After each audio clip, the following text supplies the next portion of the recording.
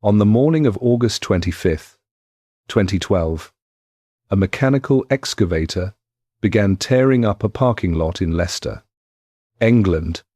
City council workers had parked their cars there for decades, on the asphalt of one space. Someone had painted a single white letter, R. It stood for reserved. Nobody had ever looked at it twice. The dig was a long shot, and almost no one involved expected to find much. 6 hours into the first morning, in the first trench, the machine stopped. There was a human leg bone in the soil, directly beneath the painted letter R. The skeleton that came out of that trench had a spine curved sideways like a question mark. The back of its skull had been sliced off by a blade heavy enough to kill in seconds. Scientists lifted DNA from the teeth and tested it against a living man, a Canadian-born furniture maker working in London, separated from the bones by 17 generations of mothers and daughters. The match came back positive. The man under the parking lot was a king of England. He had been lying beneath commuter traffic for 527 years, and he was the last of them, the last crowned king of a family called Plantagenet, a dynasty that ruled England for 331 years, longer than the United States has existed. Ask who killed him, and you get an answer in 10 seconds. This story asks the harder question: what has to happen inside one family, across 3 generations, for 3 centuries of power to end under asphalt? It starts with a tomb full of children. How long does a family have to rule a country before it stops thinking of the crown as a job and starts thinking of it as property? For the Plantagenets, the answer has a starting date. In the year 1154, a 19-year-old Frenchman named Henry of Anjou was crowned King of England in Westminster Abbey. To feel how long ago that is, look at what did not exist yet. Oxford was a market town, with a few lecture halls and no university charter. The English language was a farmhand's dialect that no royal clerk would lower himself to write. In Paris, workmen were just laying out the foundations of Notre Dame. Genghis Khan had not been born. Henry's family carried a nickname taken from a sprig of yellow broom flower, Plantagenista in Latin, that his father liked to wear in his hat. Plantagenet, a gardener's word. It became the most durable brand in the history of European power. And for the next 3 centuries, that family did not simply rule England. They manufactured it, run the highlight reel. Henry's son was Richard the Lionheart, the Crusader king whose statue stands outside the British Parliament today with a sword raised over the parking spaces. Richard's brother was John, the treacherous younger son of every Robin Hood movie. And John matters for a reason. Americans carry in their wallets.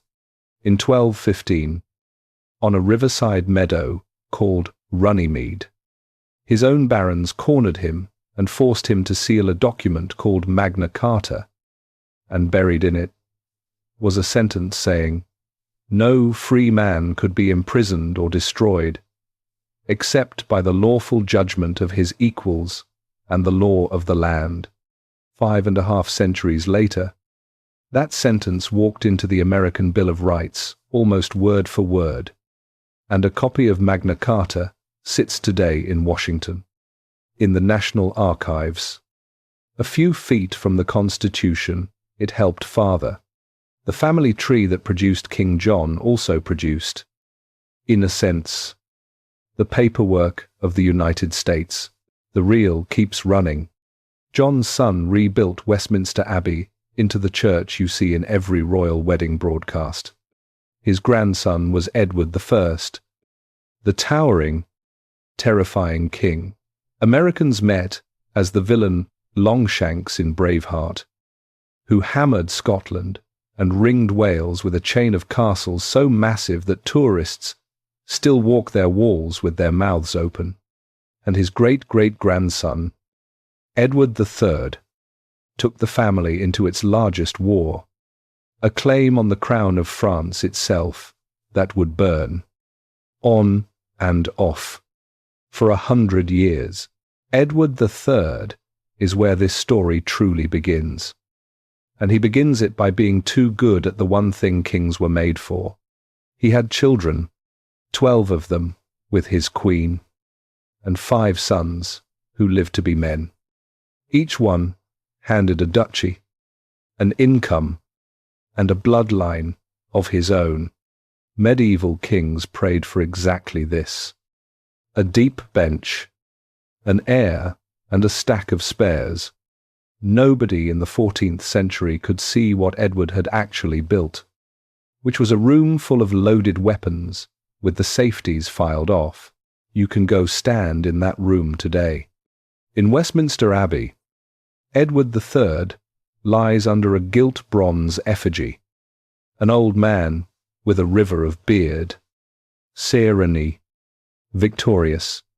Walk around the side of the tomb and you find them, small bronze figures set into niches, his children, cast in metal, standing eternal guard over their father.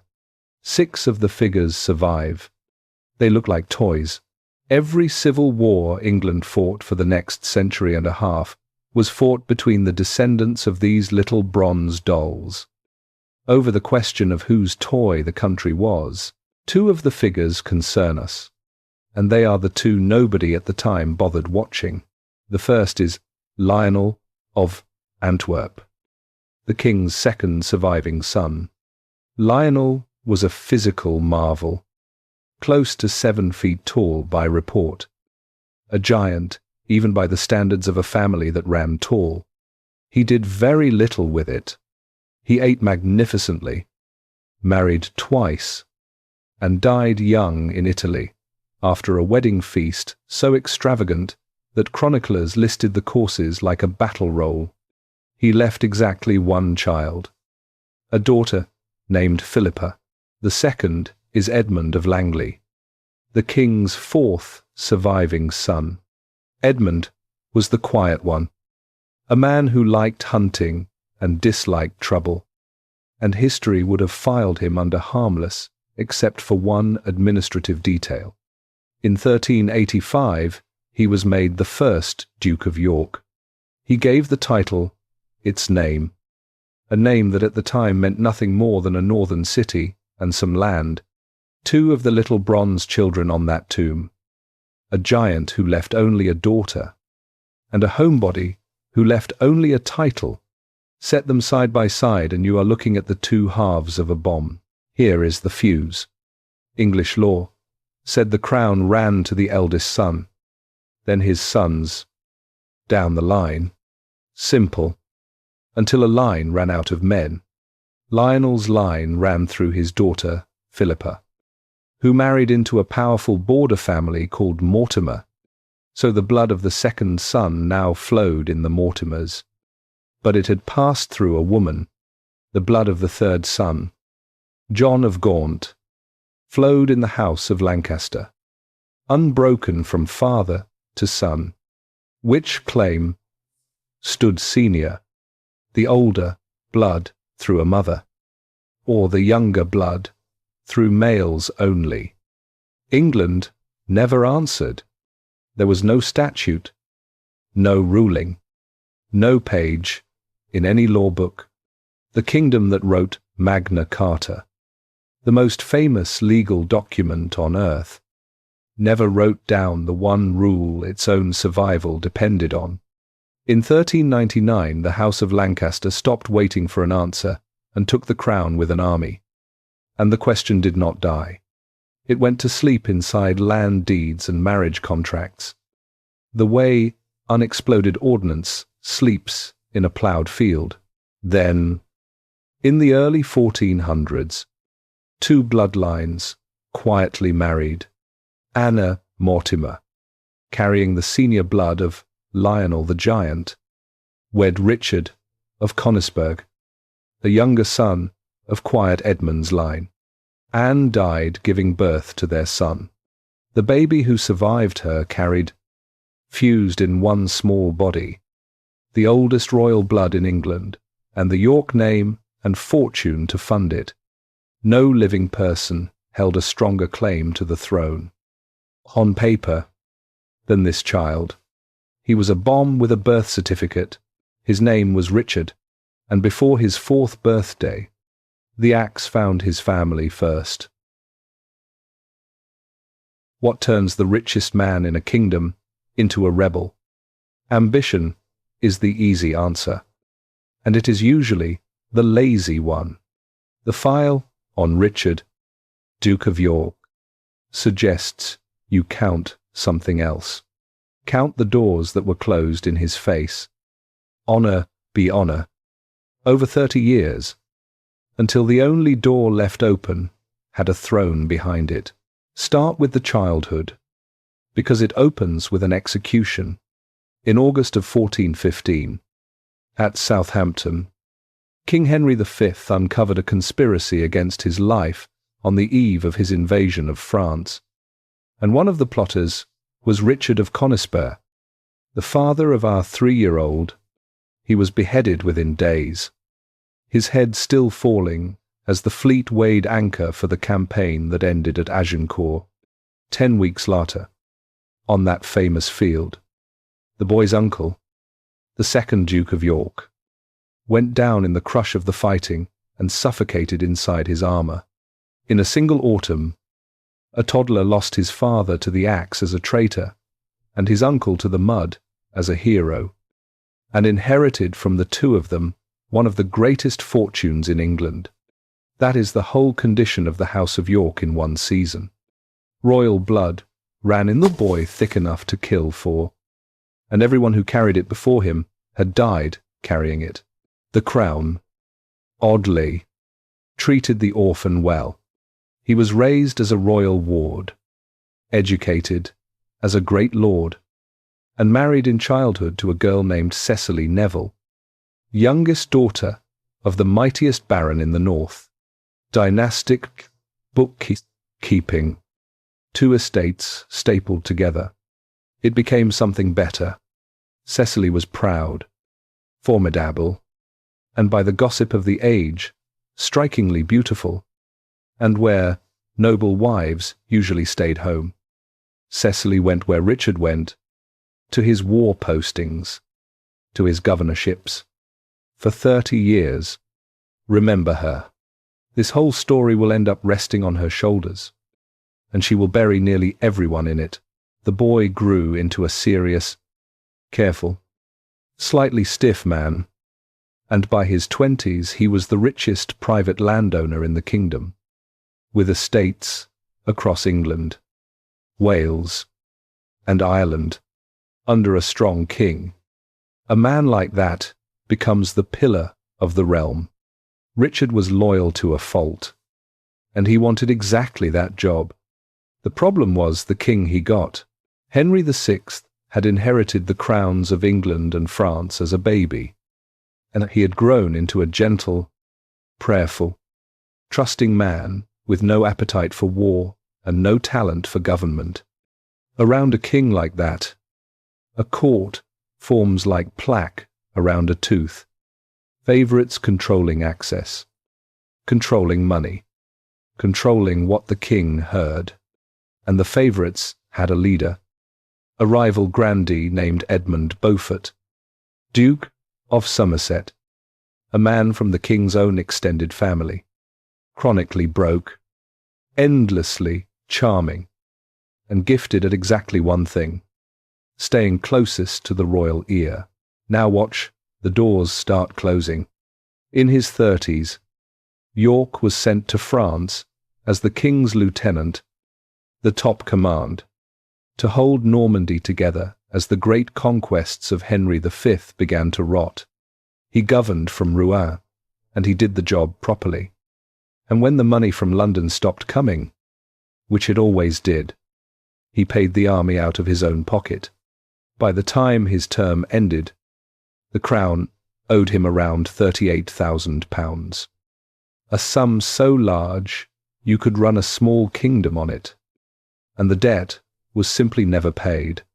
Then the next French command, the one with fresh funds attached, went to Somerset. York, the crown's biggest creditor, was shipped off instead to be Lieutenant of Ireland, a posting every man at court understood as exile with paperwork. Even there he did the work, ran the Dublin government, made himself so respected that Ireland stayed loyal to him personally for the rest of his life. It changed nothing in London. Door 1 closed.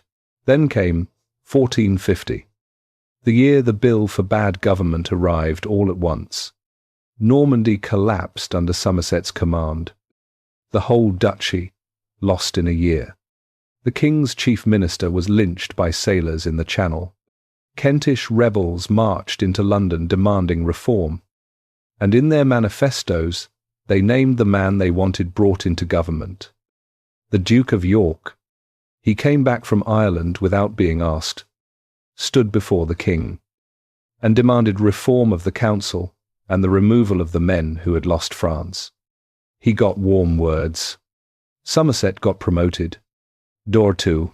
In 1452, York tried pressure. He raised his retainers and marched them to Dartford, outside London, an armed petition, and the court talked him down with a promise that Somerset would face charges for Normandy. York dissolved his army and walked into the royal tent to press his complaint, and found Somerset standing at the king's side, untouched, smiling. The charges evaporated. York, who had come with an army and given it up on a promise, was made to swear a public oath at St. Paul's never to raise force against the crown again. Understand what he was learning, because it is the lesson this whole century kept teaching until somebody finally acted on it. Playing by the rules was for losers. Door 3. Then, in the summer of 1453, the door situation changed in a way nobody had planned for.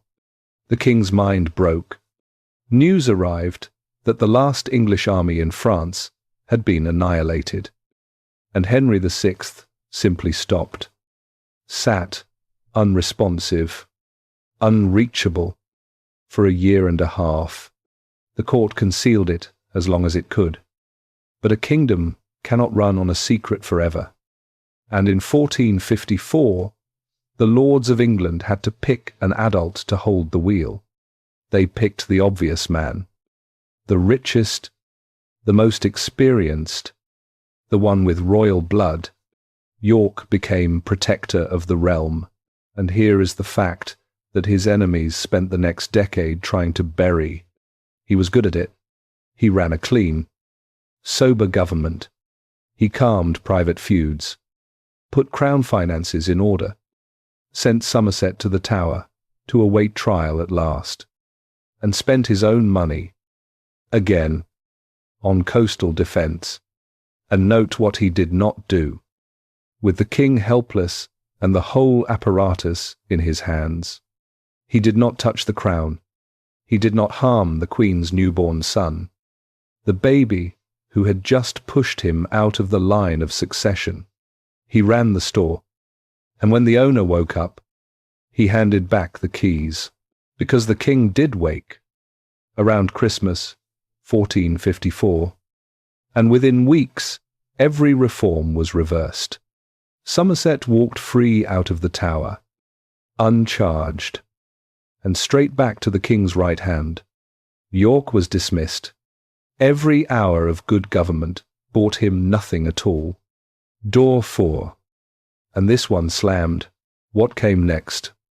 The audience of this channel has seen from the other side of the street. In May 1455, York and his Neville-in-laws stopped petitioning and intercepted the court at St. Albans. And after the talking failed, half an hour of fighting in a market street left Somerset dead in the doorway of an inn. York knelt to the wounded king that same afternoon and swore his loyalty. And for 4 more years, England wobbled on. A feud, pretending to be a peace. The Queen, Margaret of Anjou, now ran the court in all but name, and she had a son to protect. And she never, for 1 hour, believed the kneeling. In 1459, she moved to finish the House of York entirely, and at a place called Ludford Bridge, York's world collapsed in a single night. We will stand in the middle of that night in the next chapter, because 2 small boys were standing in the middle of it too. What matters here is the aftermath. A parliament packed with his enemies attainted York and his allies. Root and branch. Lands seized. Titles voided. Heirs disinherited. The full legal deletion of a family. York fled to Ireland, where they still loved him. He was 48 years old, and every legal path he had walked for 30 years.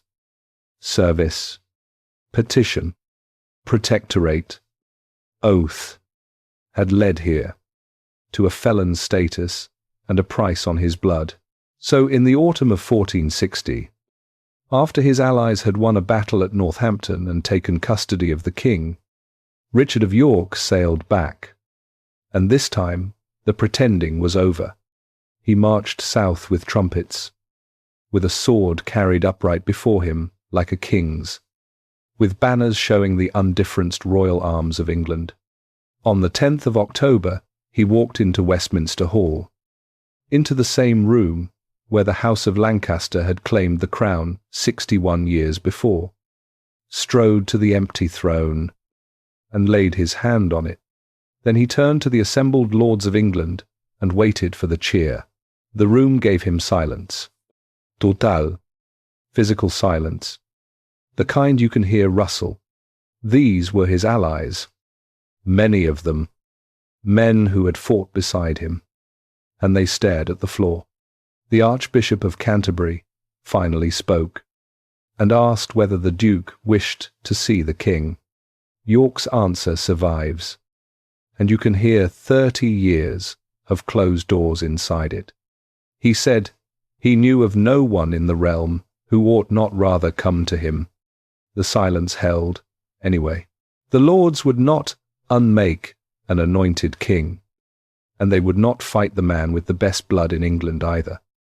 So the lawyers were sent in, and for 2 weeks they ground out the strangest compromise in the country's history, the Act of Accord. Henry VI would wear the crown for the rest of his life. At his death it would pass to York and his heirs forever. The Queen's 7-year-old son was cut out of the succession by a signature, and the gentle king, assured his own reign was safe, agreed to disinherit his only child. Richard of York had done it, heir to the throne of England. By statute, by oath, by seal. After a lifetime of doors, all he had to do now was outlive a sickly, unworldly man, 10 years, his junior, while somewhere in the north, the mother of the disinherited boy was already writing letters, and armies were already answering them. He had 10 weeks left to live.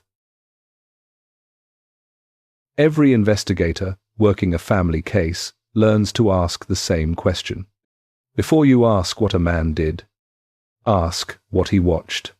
So, before this story gets to 1483, to a locked fortress and 2 missing children, it has to stop in a small market town on the Welsh border, on an October morning in 1459, and look at what 2 small boys watched there. Ludlow was the Yorks' hometown, not a palace they visited. Home, the real thing. The castle stands on a cliff above the River Teme, and below its gate runs one broad street of timbered houses leaning against each other, down the hill to the market cross. Richard of York had been raised there. His own children were raised there. The two youngest sons, George, age 10, and Richard, age 7, had spent that whole strange summer there, watching their father's castle fill up with armed men. Picture the family at full strength that autumn, because it will never stand together again. The Duke, silver at the temples, going over musters in the great hall. Cecily, the Duchess, running a fortress full of soldiers, the way she had run households in Rouen and Dublin. Without visible effort, the two eldest sons rode in from the Welsh marches. Edward, Earl of March, 17 years old and already the size of a grown man-at-arms. And Edmund, Earl of Rutland, 16, quieter, always half a step behind his big brother. Salisbury, the old Neville warhorse, arrived with the northern retainers, and from the sea came the most glamorous soldier in England, Cecily's nephew Warwick, with something nobody else could bring, 600 men of the Calais garrison, the closest thing the age had to professional regulars, hard men in matching red jackets under a captain named Andrew Trollope. The court was coming for them. The Queen had spent the year arming, and in early October a royal army came up the road toward Ludlow, with numbers the Yorks could not hope to match, and with something more dangerous than numbers. It came with the King. Henry VI rode in the middle of it, banner overhead, pardons on offer for any man who stood down. The Yorkists dug in at Ludford Bridge, below the town, guns staked along the riverbank, and told the army the King was dead, that they had fought loyal battles before, anything to hold the line steady. The line did not believe them.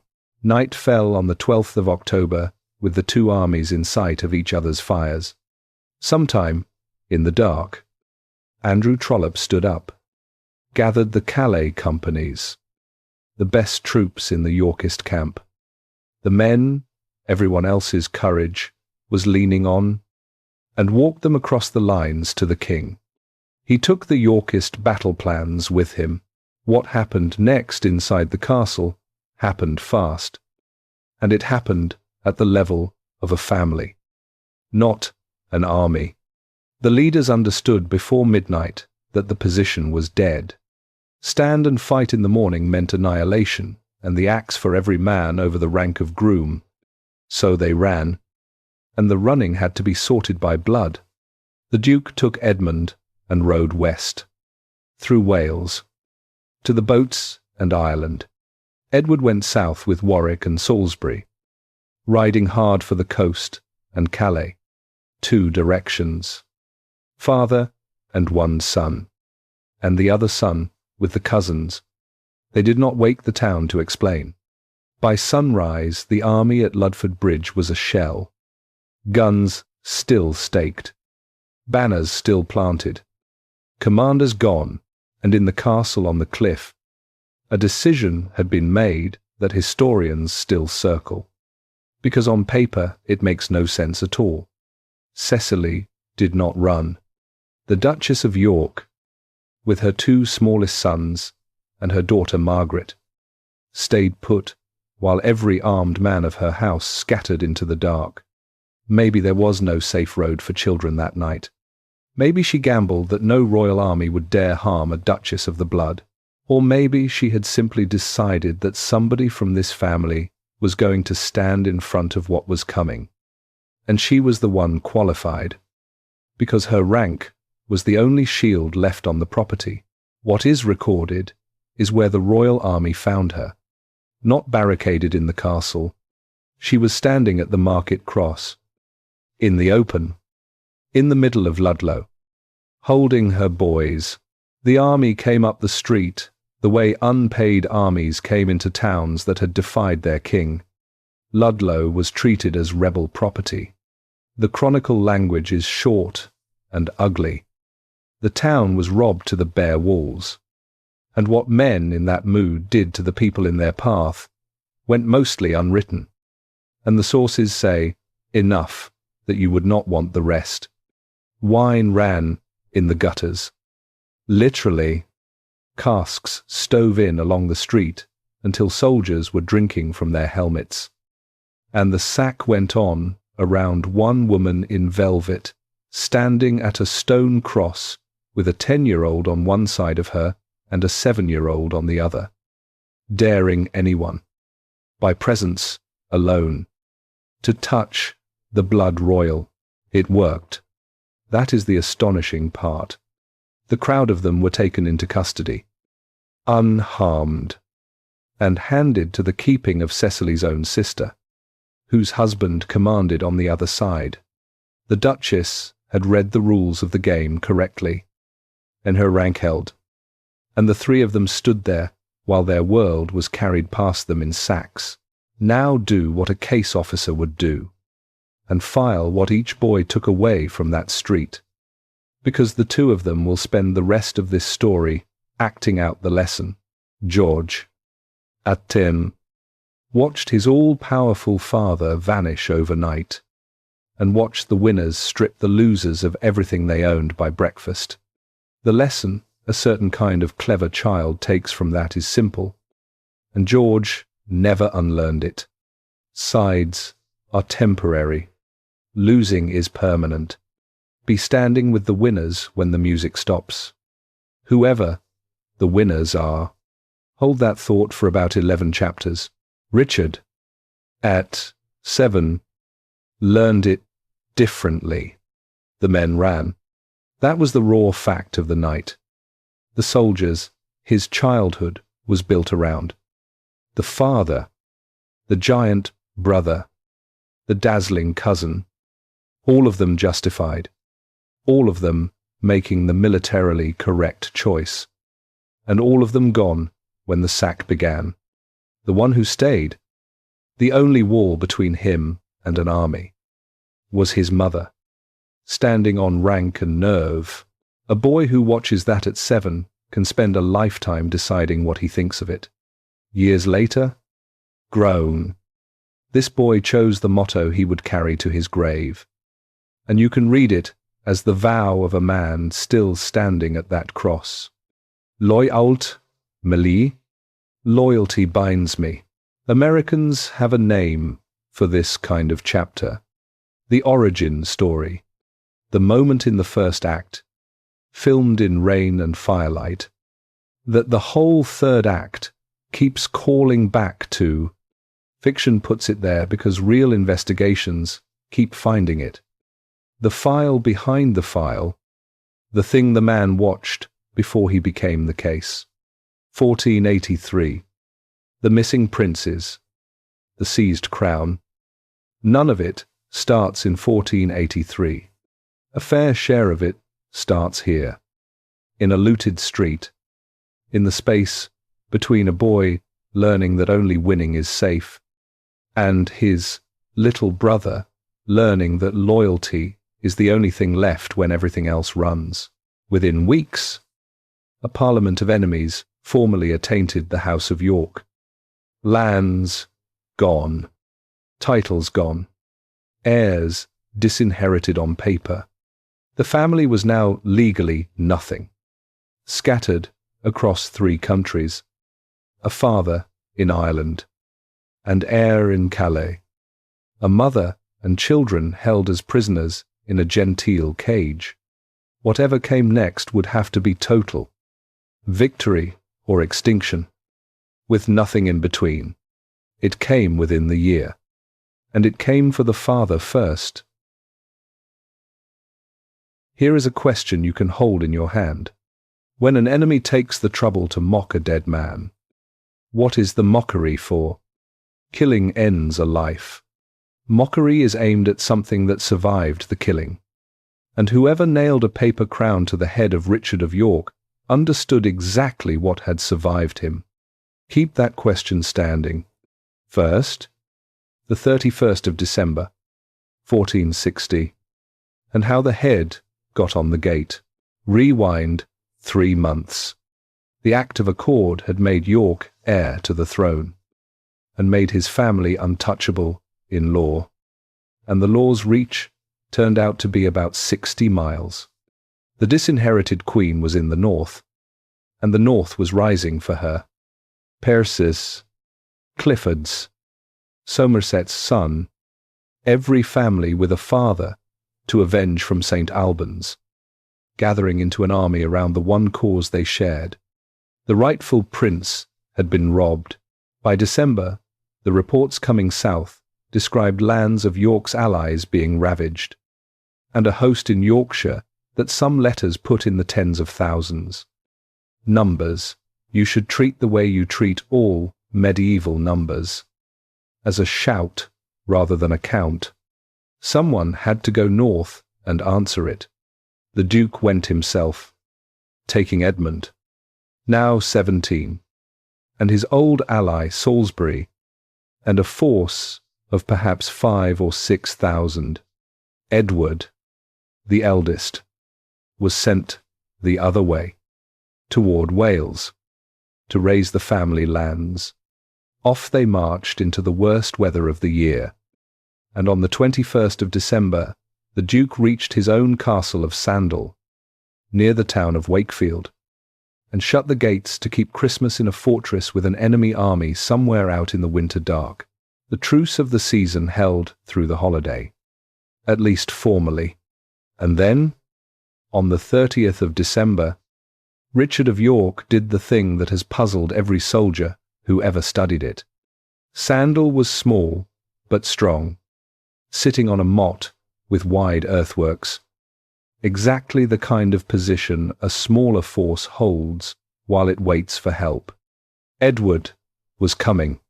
Every hour behind those walls made the family stronger, and in the early afternoon the gates opened, and the Duke came down from the castle with a fraction of his men, out onto the open flats by the river, toward an enemy that outnumbered him several times over. Nobody alive knows why. And this story will not pretend to.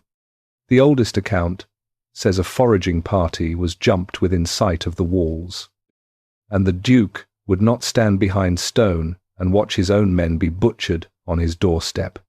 Another tradition says the enemy showed him only part of their strength, dangling a force small enough to beat, with the rest folded into the woods on the flanks. A third reading needs no tactics at all. Just the man. He was 50. He had been running from doors his whole life. Ireland, Dartford, oaths at St. Paul's, a lifetime of correct, careful, patient conduct that had bought him attainder and exile. And here at last was an enemy in the open field. Pride, grief, rage, miscalculation, some braid of all four. The gates opened. Choose your theory. The ground does not care. The fight was short. The Yorkists were swallowed on the flats, flanks closing like a door, and by the standards of this war, the killing was efficient. The Duke went down fighting, by most accounts, sword in hand, in the winter mud, and with him died the political project of his entire life, the careful legal architecture of the accord, dead in an afternoon within sight of his own battlements. Salisbury was taken that night and beheaded the next day. Edmund got off the field. Follow him, because his last hour is where this battle stops being politics. He was 17, the quiet second son, the one who had ridden to Ireland with his father while the world came apart at Ludlow, and he ran with his tutor toward the town of Wakefield, across the bridge with its little stone chapel, and there the pursuit caught him. The man who caught him was Lord Clifford, whose own father had been cut down by Yorkist men in the street fight at St. Albans 5 years before. Chronicle tradition wrote the scene down with dialogue, the boy begging, the tutor pleading his rank, Clifford naming his own dead father as he drove the dagger in. Treat the script with care. It was written after the fact. And grief writes good lines. Treat the fact itself as solid. Clifford killed a 17-year-old prisoner on Wakefield Bridge, in cold blood, for his father's sake, and men on both sides understood that afternoon that the war had crossed a river it could not recross. The sons were now killing the sons. What happened next was aimed at the country, and it is the reason this chapter exists. The victors took the Duke's body, and they took his head. And someone, the sources point at Clifford's circle and the Queen's captains, had an idea that went beyond an ordinary traitor's display. The head went up on Micklegat Bar, the great southern gate of the city of York. The gate, a traveller from London passed under first. Heads on that gate were routine civic furniture. This one they dressed. They set on it a crown made of paper, and by one account a scrap of reed for a sceptre, and the joke was hung facing the road, so that every arriving merchant, every carter, every priest, would look up and get it. Here is the man who would be king, a paper king, with a paper crown, over the gate of the city that gave him his name. Now answer the question this chapter opened with, because the paper crown is evidence, and evidence talks. You do not mock what you have finished. You mock what you fear is still alive. The axe had settled the man. The crown was aimed at the claim, at the idea that had been written into statute 10 weeks earlier and could not be beheaded. And the display on Micklegat Bar was the Queen's party telling all of England the idea was ridiculous. York. Paper. Within weeks they would learn the difference between killing an idea and advertising it. Every man in the kingdom now knew exactly what the House of York claimed, because its enemies had printed the claim on a city gate in the most memorable image of the age. The paper crown did for York's cause what no herald of his own could have done. It made the claim famous, and it made it a martyr's. The news went out along the winter roads, and this story follows it to 2 doors. The first door was in London, where Cecily Neville received, in whatever order the riders came, that her husband of 31 years was dead, that her 17-year-old son was dead, that the head of one was wearing paper over a city gate. She had stood in front of an army 14 months before without flinching. What she did now tells you what she thought England was about to become. She had George and Richard, 10 and 8, dressed for sea travel, put aboard a ship, and sent out of the country entirely, to the court of Burgundy in the Low Countries. 2 small boys on winter water, exported like cargo too valuable to insure. The Duchess stripped her own family down to what could survive a shipwreck. Her husband was gone. Her second son was gone. And she was betting everything left on the one piece, still on the board. The second door was in the Welsh marches, at Gloucester, where a rider found Edward, Earl of March, 18 years old, 6'4". He heard, in one telling, that his father was dead. His brother was murdered on a bridge. His family's cause was decapitated, in every sense the word owns, and that he was now, by the act of accord, the lawful heir to the crown of England, with a Queen's victorious army somewhere north of him, and winter closing the roads. The claim had lost its father. Somewhere on the road, out of Gloucester, riding with an army at his back, and nothing left to inherit but a war. It found the sun.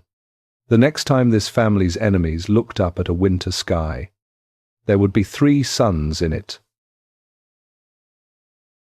The 2nd of February, 1461. A frozen morning in the Welsh borderlands. Near a crossroads called Mortimer's Cross, an army of maybe 5,000 men stood in the cold, waiting to fight for the House of York. 5 weeks after the House of York had lost its head. And then the sky broke. 3 suns came up over the horizon. The real one, and 2 burning doubles flanking it, close enough to touch it with light. Meteorologists have a name for it now. A parhelion. Sundogs. Ice crystals hanging in freezing air and bending the light into mirrors. The men at Mortimer's Cross had no such word. They had spent their whole lives being told that the sky was where God posted his verdicts. And 5 weeks earlier, the verdict on their cause had been nailed to a city gate wearing paper. Now the heavens were doing something nobody's grandfather had ever seen. On the morning of a battle, and a low sound started moving through the ranks. And it was not a war cry. 5,000 men were about to conclude, all at once, that heaven had voted against them. Their commander was 18 years old, and he had been the head of his family for 5 weeks. Watch what he does with the next 60 seconds. Because the next 24 years hang on them. Edward of March rode out in front of the line, pointed his sword at the 3 suns, and called out that this was a sign of the Holy Trinity, the Father, the Son, and the Holy Ghost. 3 lights for the 3 of them, shining on the sons of York. Then he knelt in the frost, in front of everybody, and prayed to it. The army held. Then the army won, and won hard, driving the Lancastrian force off the field and deep into Wales. And in the weeks that followed, Edward did the thing that separates a lucky teenager from a born operator. He took the accident and made it permanent. The sun in splendor, a golden sun with streaming rays, became his personal badge, stitched onto jackets, painted on banners, stamped into metal.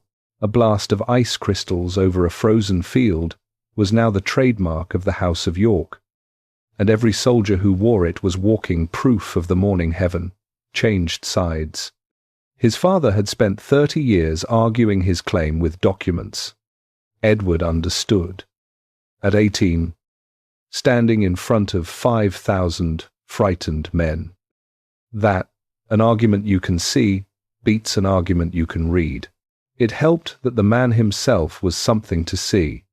Edward stands in the records at 6'4", and when his skeleton was measured centuries later, the records turned out to be telling the truth.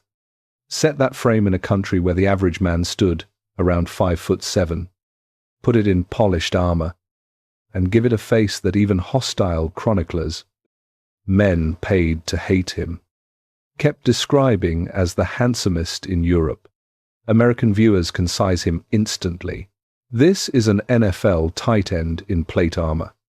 Young, loud, impossible to miss on a field, and worshipped by the men around him. For the oldest reason in soldiering, he fought at the front. Where they fought, England now held 2 kings and no verdict. In London, that March, Edward was proclaimed King Edward IV in a fast, improvised ceremony. Acclamation by a city crowd. Paperwork to follow. The real title was still lying out there in the field, and everyone knew where. The Queen's great northern army had pulled back into Yorkshire after failing to take London, tens of thousands strong, with the old king in tow. Edward marched north after them, with everything the south could raise. What was coming had no precedent in the island's history, and has had none since. They found each other on Palm Sunday, the 29th of March, on a high open plateau between 2 Yorkshire villages. In a snowstorm, the place was called Towton. Viewers of this channel have stood on that plateau once before, and this story is not going to walk you through the battle again. The wind, the blinded archers, the arrows plucked from the snow and sent back to their buyers, the 10 hours of grinding, the bridge of bodies in the river, the toll that Europe's ambassadors reported in disbelief, 28,000 dead in a single day, on English soil, all of it English. That account stands, this time, stand somewhere else. Stand next to the king, and count what he is carrying. Edward IV, 19 years old, spent Palm Sunday of 1461 fighting in the snow at the centre of his own line, and every other male of his house was either dead or a child. His father, dead 10 weeks. Head on a gate 12 miles up the road. That is worth saying plainly. The paper crown was still on Micklegate Bar, and every man in that snow knew whose son was fighting under the sun banner within a morning's ride of it. His brother Edmund, dead on Wakefield Bridge. His 2 small brothers, George and Richard, were across the sea in Burgundy, waiting on news. And the news would either be a summons home or a warning to start running. His mother was in London with his sisters. Draw the family tree of the House of York on that morning, and every branch that could hold a sword comes down to one man standing in a blizzard. The dynasty had a population of 1. There was no heir. There was no spare. If an arrow found him, if a horse went down on him, if the line broke where he stood, the House of York did not lose the battle. It stopped existing by nightfall, and everyone wearing the little golden sun would be a tainted meat by spring. That is what Towton was inside one family. A single point of failure. In armour, in the snow, for 10 hours. And it held, more than held, wherever the line sagged. The accounts have the tall king wading in on foot, visible over everyone. The sun badge and the 6'4" frame doing as much work as the sword. Soldiers fight for a man they can see. By dark, the Queen's army had come apart, and the House of Lancaster was a broken court galloping for Scotland, and the paper crown came down off Micklegate Bar. Edward put real heads up in its place. What happened next is the part the battlefield books skip past, and it is the true hinge of this story. The new king sent for his family. In the spring of 1461, a ship came back across from Burgundy, carrying 2 boys who had spent the winter as refugees, wards of a foreign duke's charity, learning what it feels like when your name is a death sentence. Now they sailed home. To find their name was the government. George was 11. Richard was 8. Their big brother was King of England. Watch what Edward does with them, because it is the family policy of the reign, laid down in its first weeks. At the coronation that June, both boys were knighted. Days later, George, age 11, was created Duke of Clarence, a royal title with royal lands behind it. The little one's turn came that autumn. Richard, age 9, Duke of Gloucester. Titles of that weight had waited generations for grown men to earn them. Edward handed them to children before the blood of Towton was off his boots, and the message was written in the grants themselves. This throne had been won by one family's blood, and it would be held by that family's hands. The sons of York would stand together at the top of the world, or not at all. 3 boys who had lost a father, a brother, a home, and a country in 18 months now owned the country. At the centre, a warrior king not yet 20, unbeaten, adored, the verdict of heaven stitched on his chest.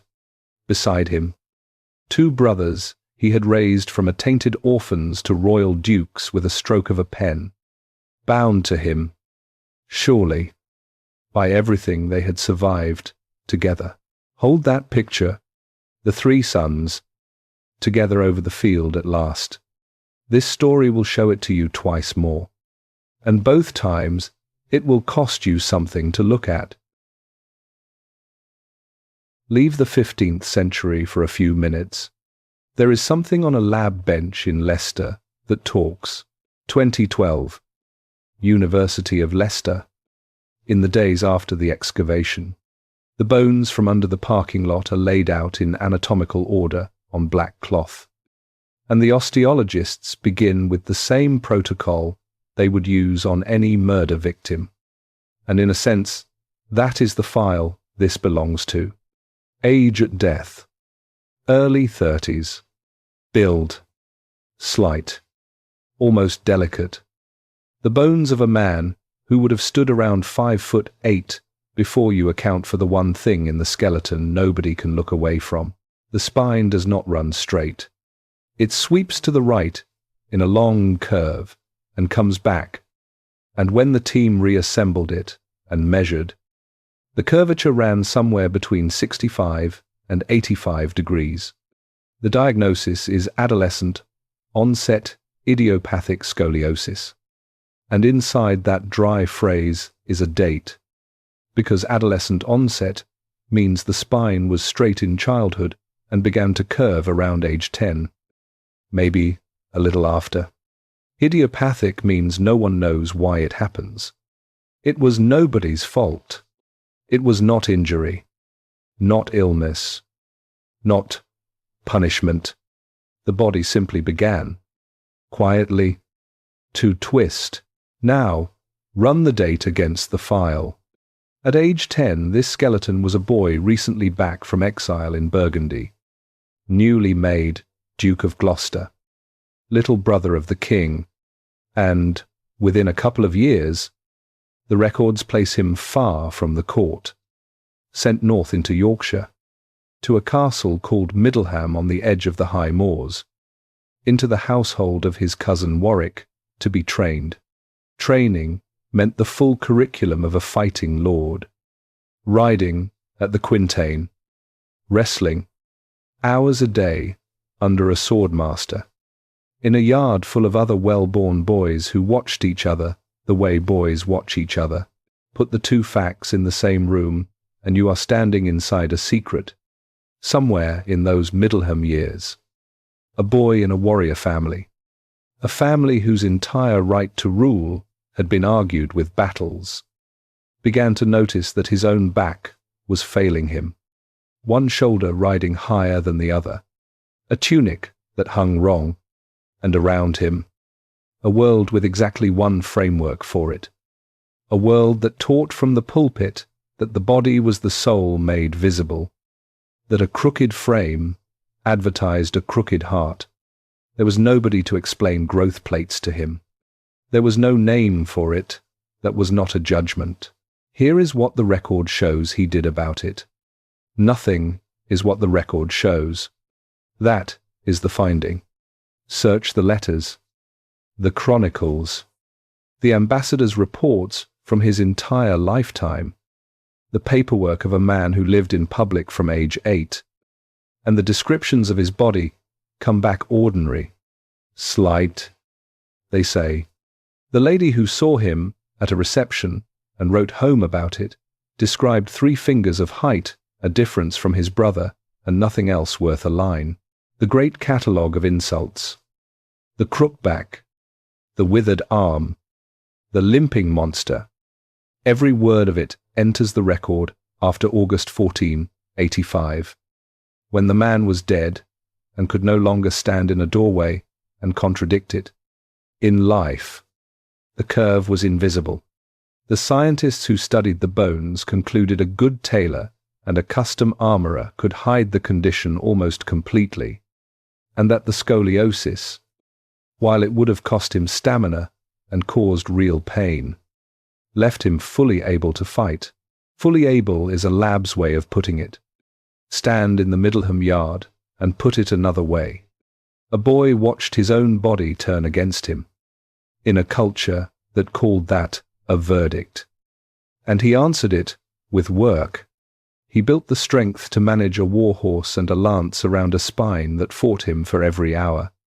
And he did it so completely that the toughest audience on earth, soldiers, followed him into battle for the rest of his life without one of them ever writing down that anything was wrong. The hunchback of the later legend was real bone. The weakling was an invention. What the skeleton actually documents is close to the opposite of the legend, a decade of silent, disciplined, private overcoming, performed by a teenager who told no one. File one more item and go back to the 15th century. The motto he chose as a grown man. Loyalty binds me. You have already met. At the market cross at Ludlow. The bones add a second document to that file. Here was a man who had learned very young that a body, like a brother, can betray you quietly, 1 degree at a time, while the world sees nothing. Keep both exhibits in mind. The century is about to test everything this boy believed about loyalty, and the test will not come from his enemies. Every dynasty that ever fell leaves investigators arguing over the first domino, the single decision you could lift out of the record and watch the whole structure stand. For the House of York. The candidates line up for chapters. Here is the strongest one. It happened in the spring of 1464, in a small chapel in Northamptonshire, at dawn, and for 4 months, the only people in England who knew it had happened could fit in one rowboat. Start with what the kingdom thought it had that spring. 3 years into the reign, Edward IV was the most eligible bachelor in the Western world, 22 years old, unbeaten in battle, and sitting on the one asset a new dynasty needs most, an empty space beside the throne. A king's marriage was not a private matter. It was foreign policy, a treaty with a ring on it, and the man running that policy was the man who had helped put Edward on the throne. His cousin, Richard Neville, Earl of Warwick.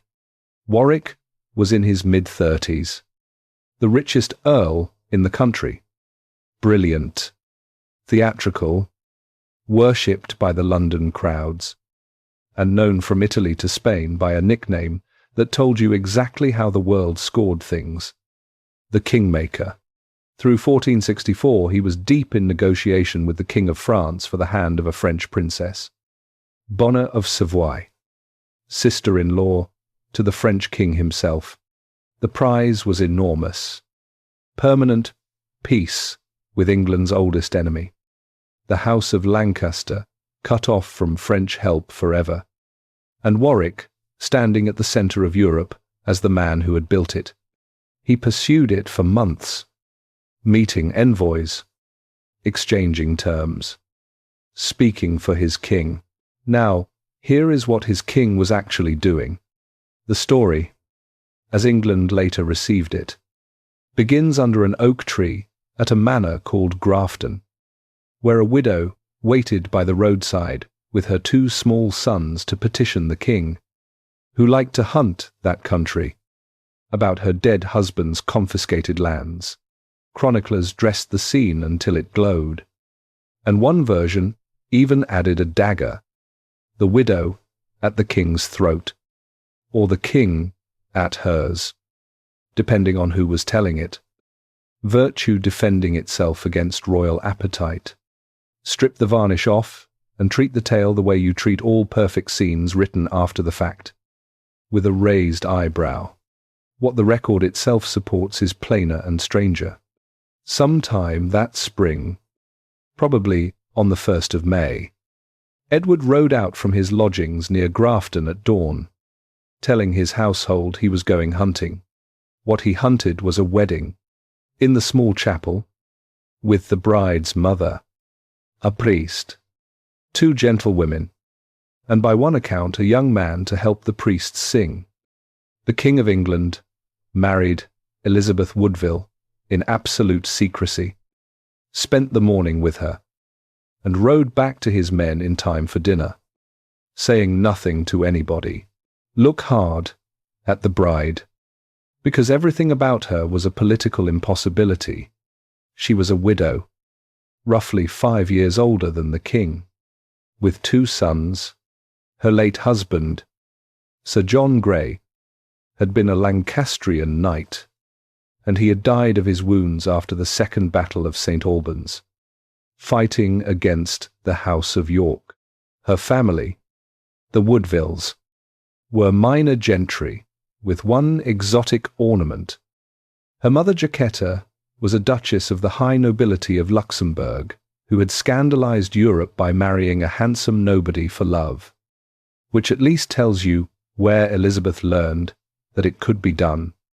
The daughter brought no land worth naming, no foreign alliance, no dowry. What she brought, by every account, was a cool, contained, silver blonde beauty and a spine of tempered steel. She had been raised at the losing court, widowed by this king's own victory, and left to fight his lawyers for her son's inheritance. She knew exactly what kings did with pretty widows, and the tradition, for whatever it is worth, says she told him plainly she was not good enough to be his queen, and she was too good to be anything else. Whatever was actually said, weigh what Edward did next, because it is the most reckless political act of his life, and he did it with his eyes open.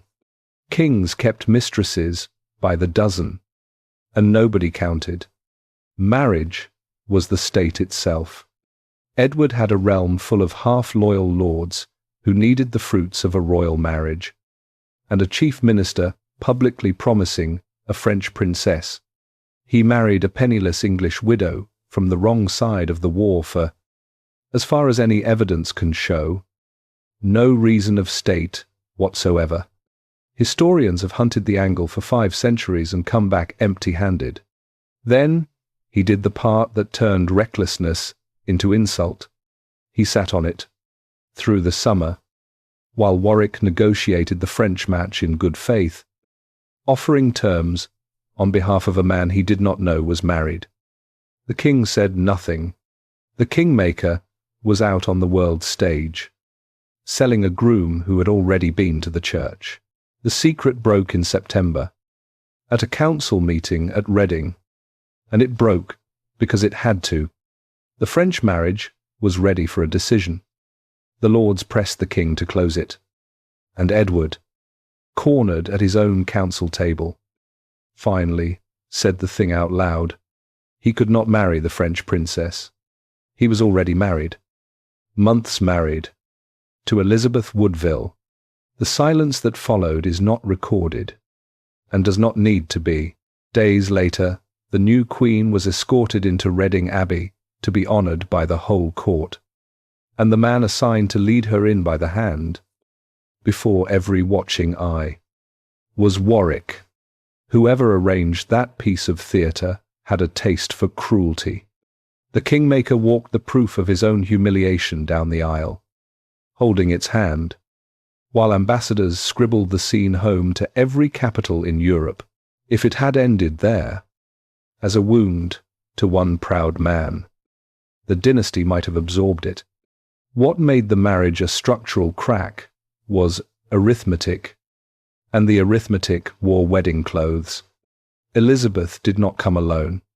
She came with 5 brothers and 7 unmarried sisters, an entire landless clan now standing one step from the throne, and every one of them needed what every noble family in England was competing for: rich marriages.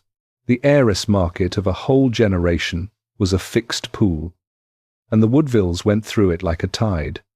Within about 2 years, 5 of the Queen's sisters had married into the greatest families of the realm, heirs of dukes and earls, handed to the new in-laws one after another.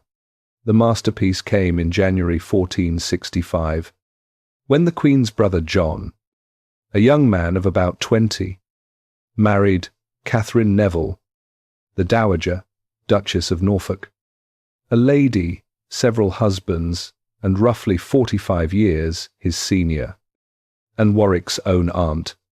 Even a court, fluent in cynical marriage, gagged on that one. A chronicler called it the diabolical marriage, and the joke curdled fast. Because it was not really a joke.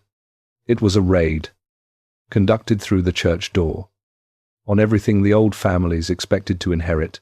Count the cost from Warwick's side of the table, because he certainly did.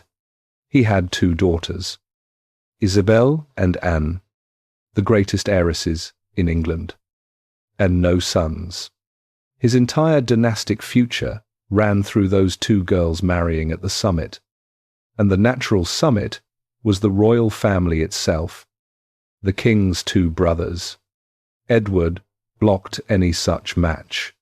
Meanwhile, every passing season saw another heir who might have served carried off by a Woodville sister. Another door closed, another office, another wardship, another command drifting toward the Queen's kin.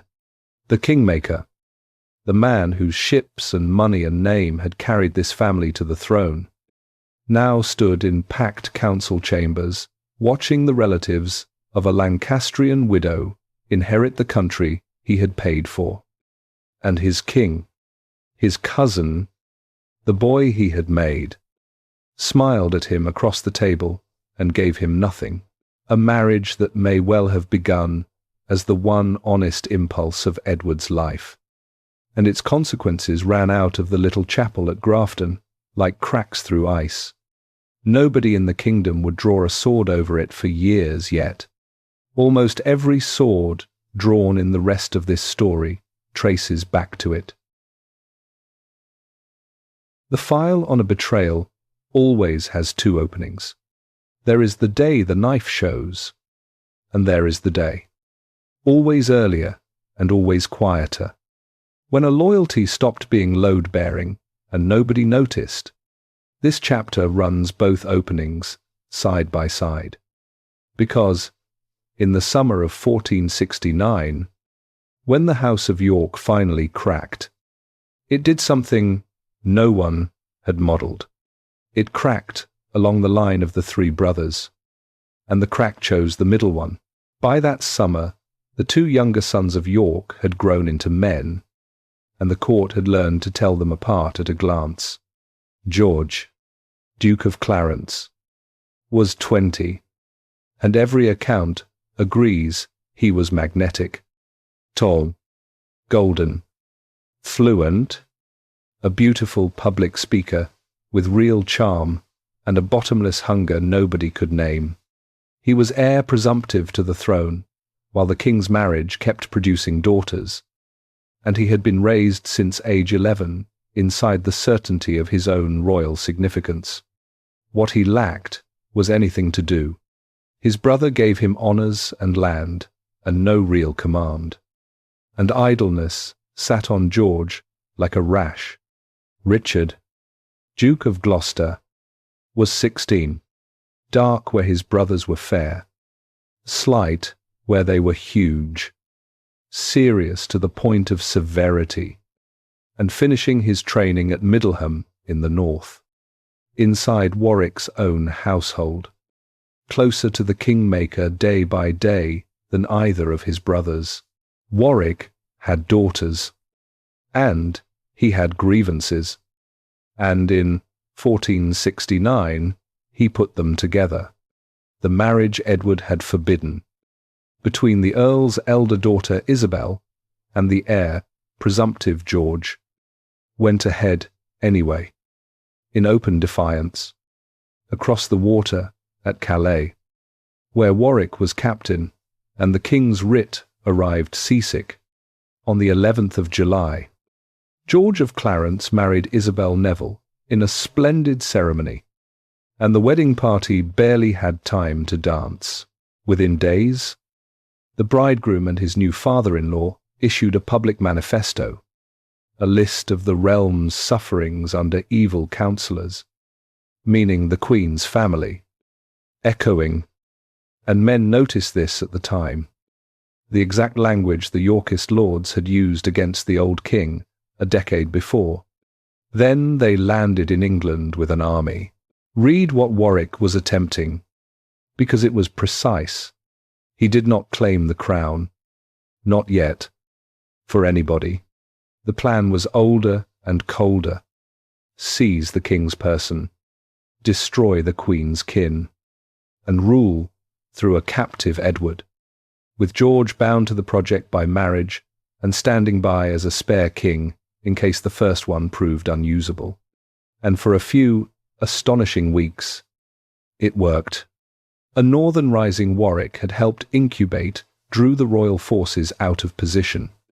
The king's supporting army was intercepted and beaten at Edgecote, and Edward himself, moving with a suddenly thin escort, was picked up quietly at a village called Olney and taken into custody.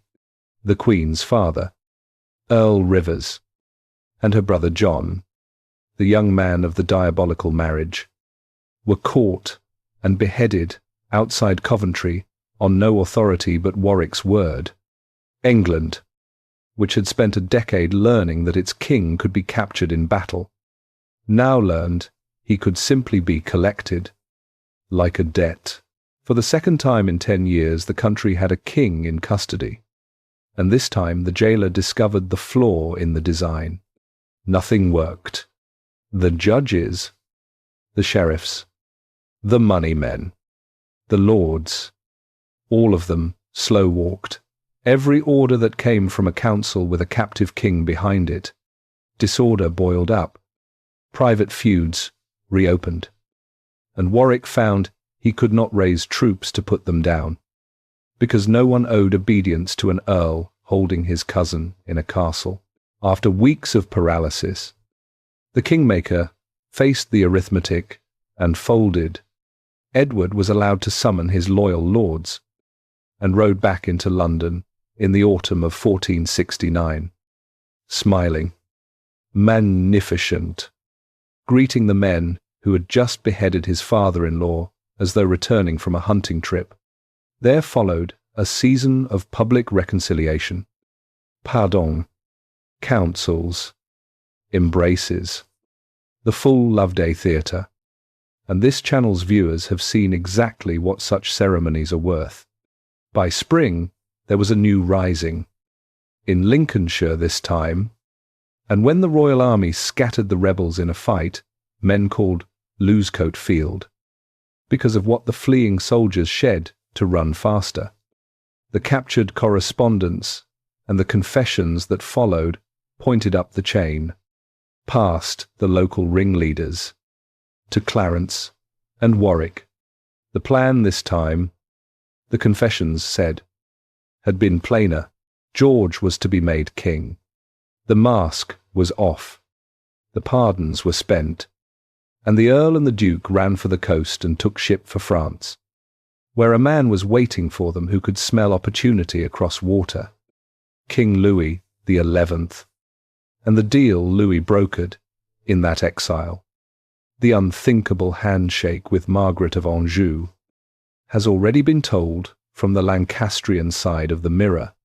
What that telling left in shadow was the other brother, because while George was learning treason, Richard was taking the same examination and returning the opposite paper. He was 17, and the pull on him was, if anything, stronger. Middleham was the only settled home he had known since Ludlow. Warwick had fed him, trained him, made him. Warwick's younger daughter Anne, by every later sign of his heart, was the girl he meant to marry. Standing with the Earl meant standing with his whole boyhood, beside his nearest brother, inside the only family arrangement that had ever felt permanent. He walked out of it. At 17, he left Middleham, joined Edward, and took up arms in the king's cause against the man who raised him. And he never wavered from that side through everything that followed. The king gave him his answer in responsibility. Huge commands in Wales and the West, offices that made grown magnates jealous. And the boy did the work. 2 brothers, 1 classroom at Ludlow, 1 lesson in the sacked street, 2 verdicts. George had learned to be standing with the winners. Richard had learned that somebody has to be the one who stays. The bill for Edward's mercy arrived in September 1470, and it nearly caught him in his bed. Warwick and Clarence came back across the Channel with French money behind them and the old Lancastrian cause in front of them, and the risings they triggered pulled Edward north, and then the trap sprang shut behind him. Warwick's brother, Montague, a Neville the king had trusted and then carelessly shortchanged, declared for the Earl and his army.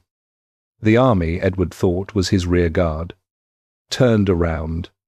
The King of England, unbeaten in battle his whole life, undefeated still, ran for the coast at King's Lynn with a few hundred men, and took ship for the Low Countries in such haste that, by the famous account, he paid the ship's master with the fur-lined coat off his back.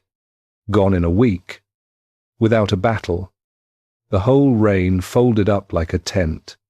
Richard, 18 years old, was on those boats with him. An exile again, the second time in his short life. The sea had carried him away from a country that wanted his family dead. One member of the family could not run, and where she went instead is the image to keep. Queen Elizabeth was in London, heavily pregnant, with 3 small daughters. When the news came that her husband's cause had collapsed in the north and the Kingmaker's men were riding for the capital, she took the girls and crossed into the Abbey precinct at Westminster, into sanctuary, the church's ancient shield for the hunted, and there, in borrowed rooms, attended by a midwife the monks found for her, the Queen of England gave birth on the run. It was the 2nd of November, 1470, after 3 daughters. After 6 years of a marriage, the whole nobility despised. In the middle of the wreck of everything, it was a boy. They named him Edward, for the father, who was a refugee on the far side of the sea and did not know his son existed. An heir to the House of York at last.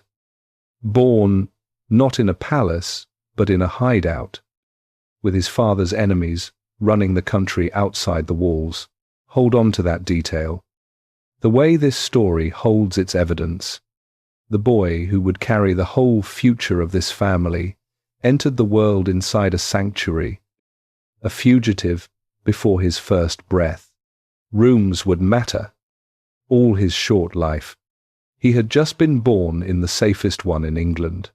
The one waiting at the far end of his story was a fortress, and this account is 9 chapters from its door.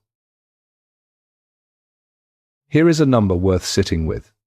In the entire history of the English crown, across more than 1,000 years of kings, the men who lost the throne by force and then took it back by force make a list of exactly 1.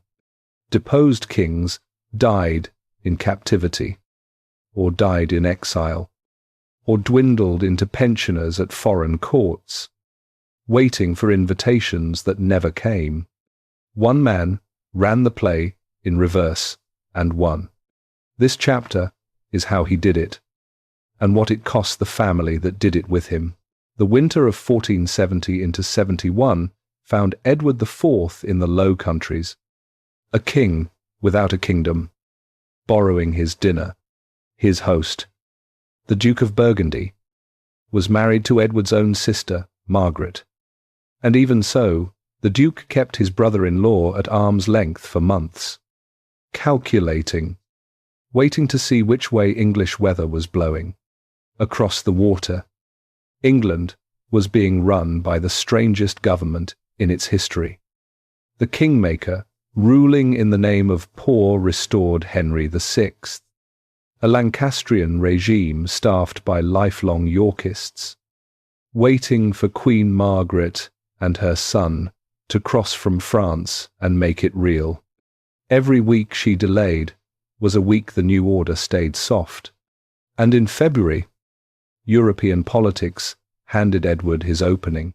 France declared war on Burgundy, with Warwick's England signed up to join in. And suddenly the cautious Duke needed his brother-in-law to be King of England again. Money appeared. Ships appeared. Some 1,500 men, English exiles and hired Flemish gunners, gathered at the port of Flushing. As invasions of major kingdoms go, it was a rounding error. Edward sailed with it anyway. In March 1471, for a country where the ruling regime could put tens of thousands into the field, the landing itself has been told on this channel once before, from the other side of the mirror, and it needs only a sentence here. Edward came ashore at Ravenspur, the same vanished Yorkshire harbour where Henry Bolingbroke had landed to steal a crown 72 years earlier. And he even reached for the same script, letting it be known as he moved inland that he came only for his Duchy of York, his father's inheritance. Nothing more. The towns did not believe him any more than they had believed Bolingbroke, and they opened their gates on the same reasoning, that a man asking for his own lands was a lawsuit, and a lawsuit was somebody else's problem. The little army walked through the eye of the needle at York and began to move south, and then the arithmetic began to change, because this was not a stranger's invasion. Retainers of the old Yorkist commands started arriving in camp, first in dozens, then in companies, at Leicester. 3,000 men came in together.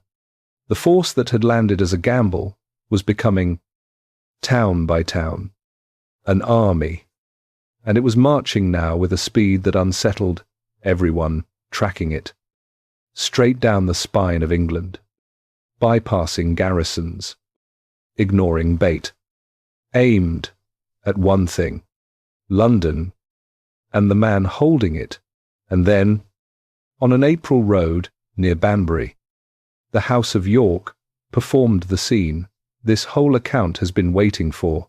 Word had been passing for weeks, through women, which is how the 15th century moved its most dangerous mail. The old Duchess Cecily from London, her daughters, the Duchess of Burgundy from across the sea, a whole network of York mothers and sisters had spent the winter working on the family's soft middle, on George, Duke of Clarence, with one message in many hands: you are on the wrong side, and the wrong side is about to lose. George had done his own math.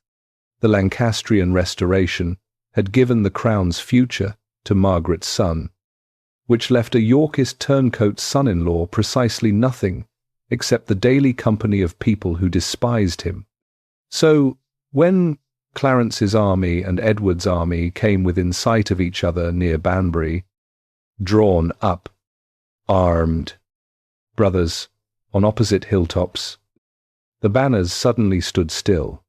George walked out from his lines with a small escort.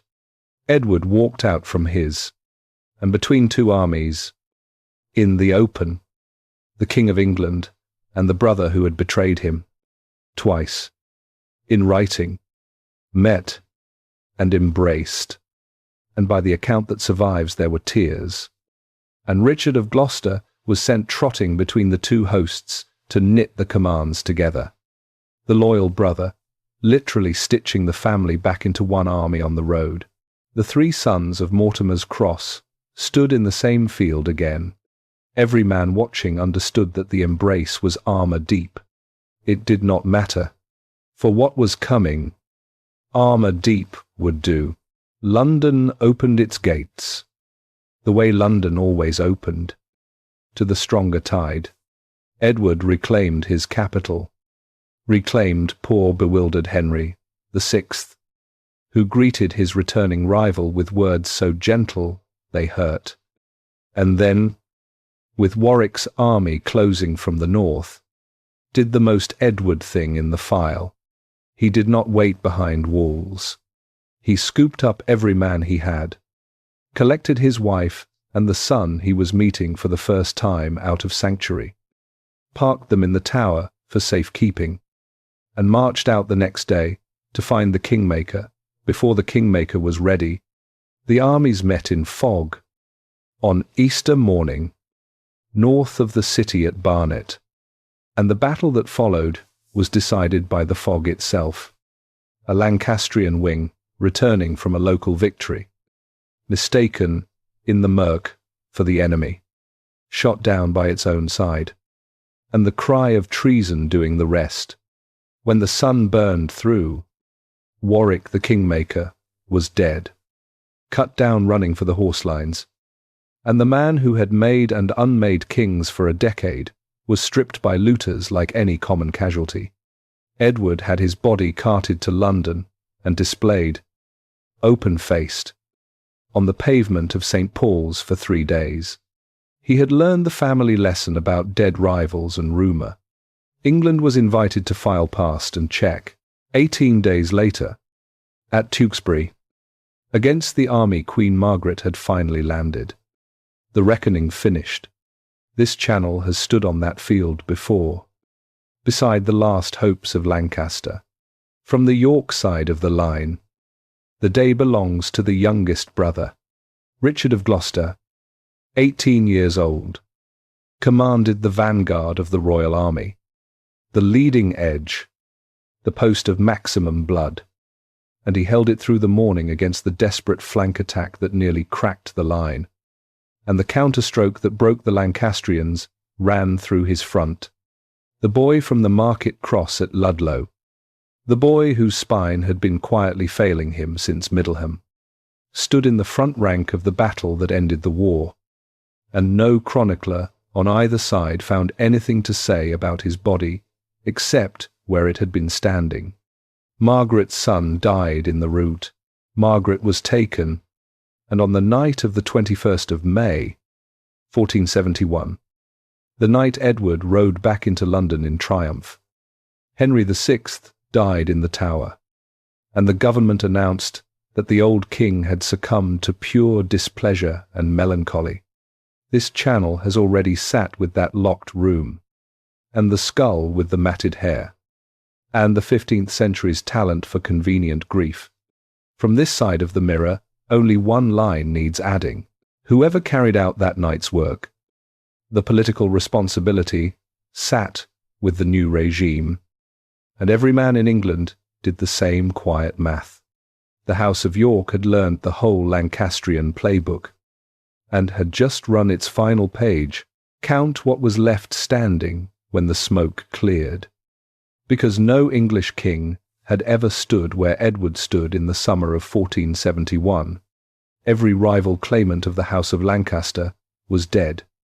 The king, the prince, the line extinct. The Kingmaker was dead and publicly verified. The queen who had driven the war for 16 years was a broken prisoner. There was no enemy left with a name.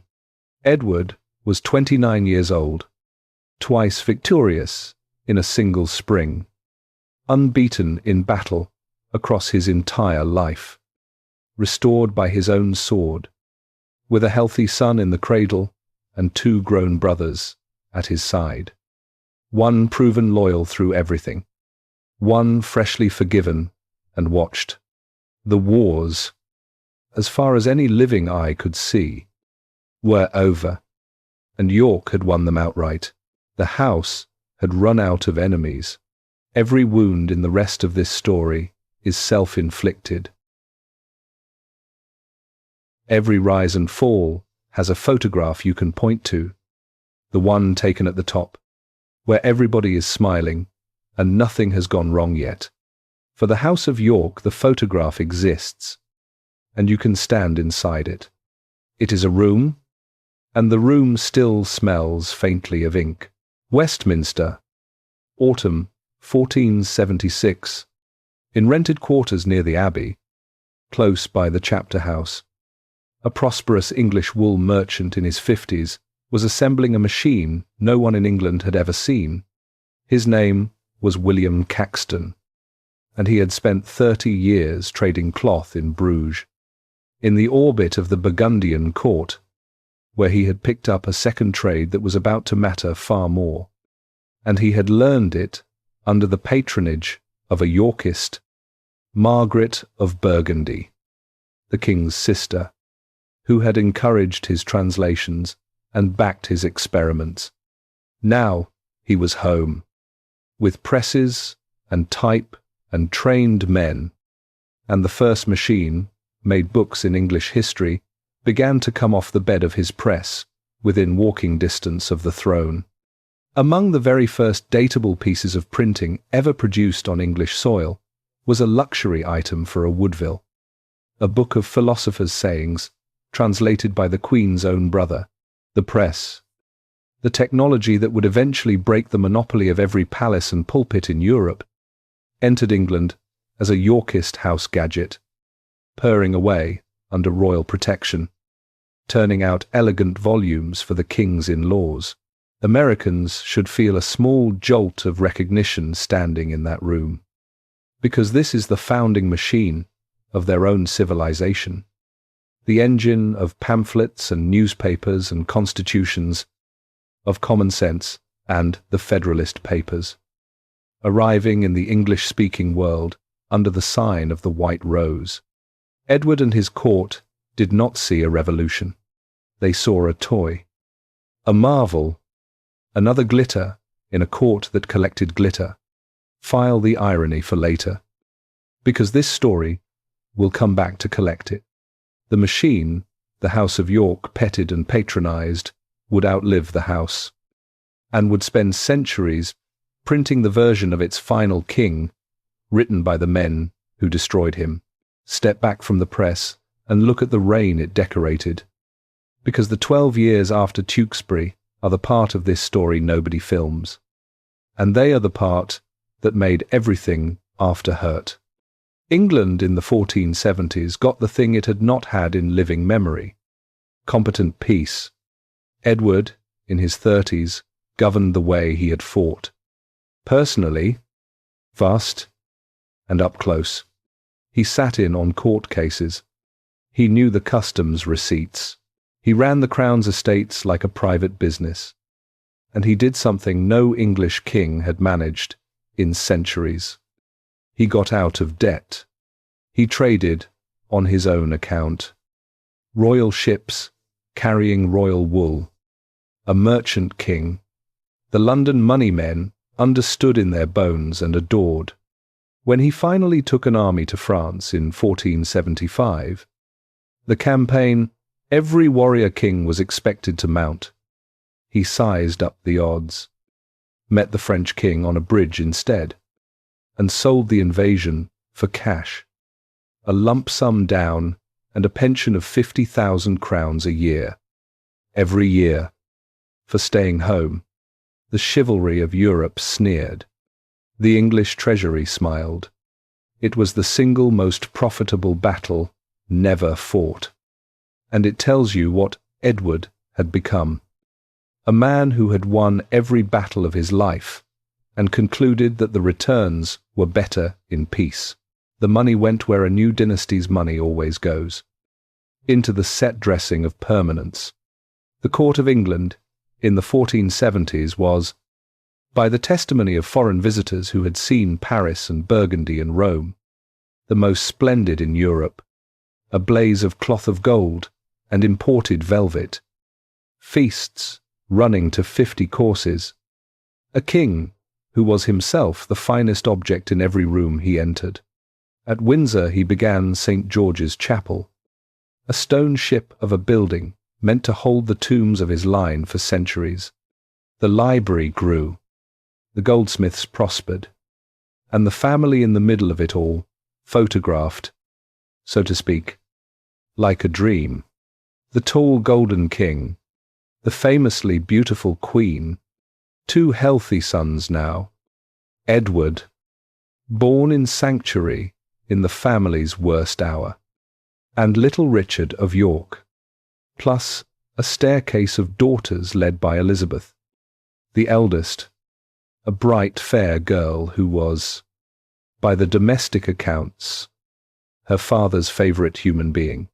10 children in all, a nursery running at full capacity, the succession stacked 3 deep, stand in the glow of it, in the year of the printing press, and try to find the crack.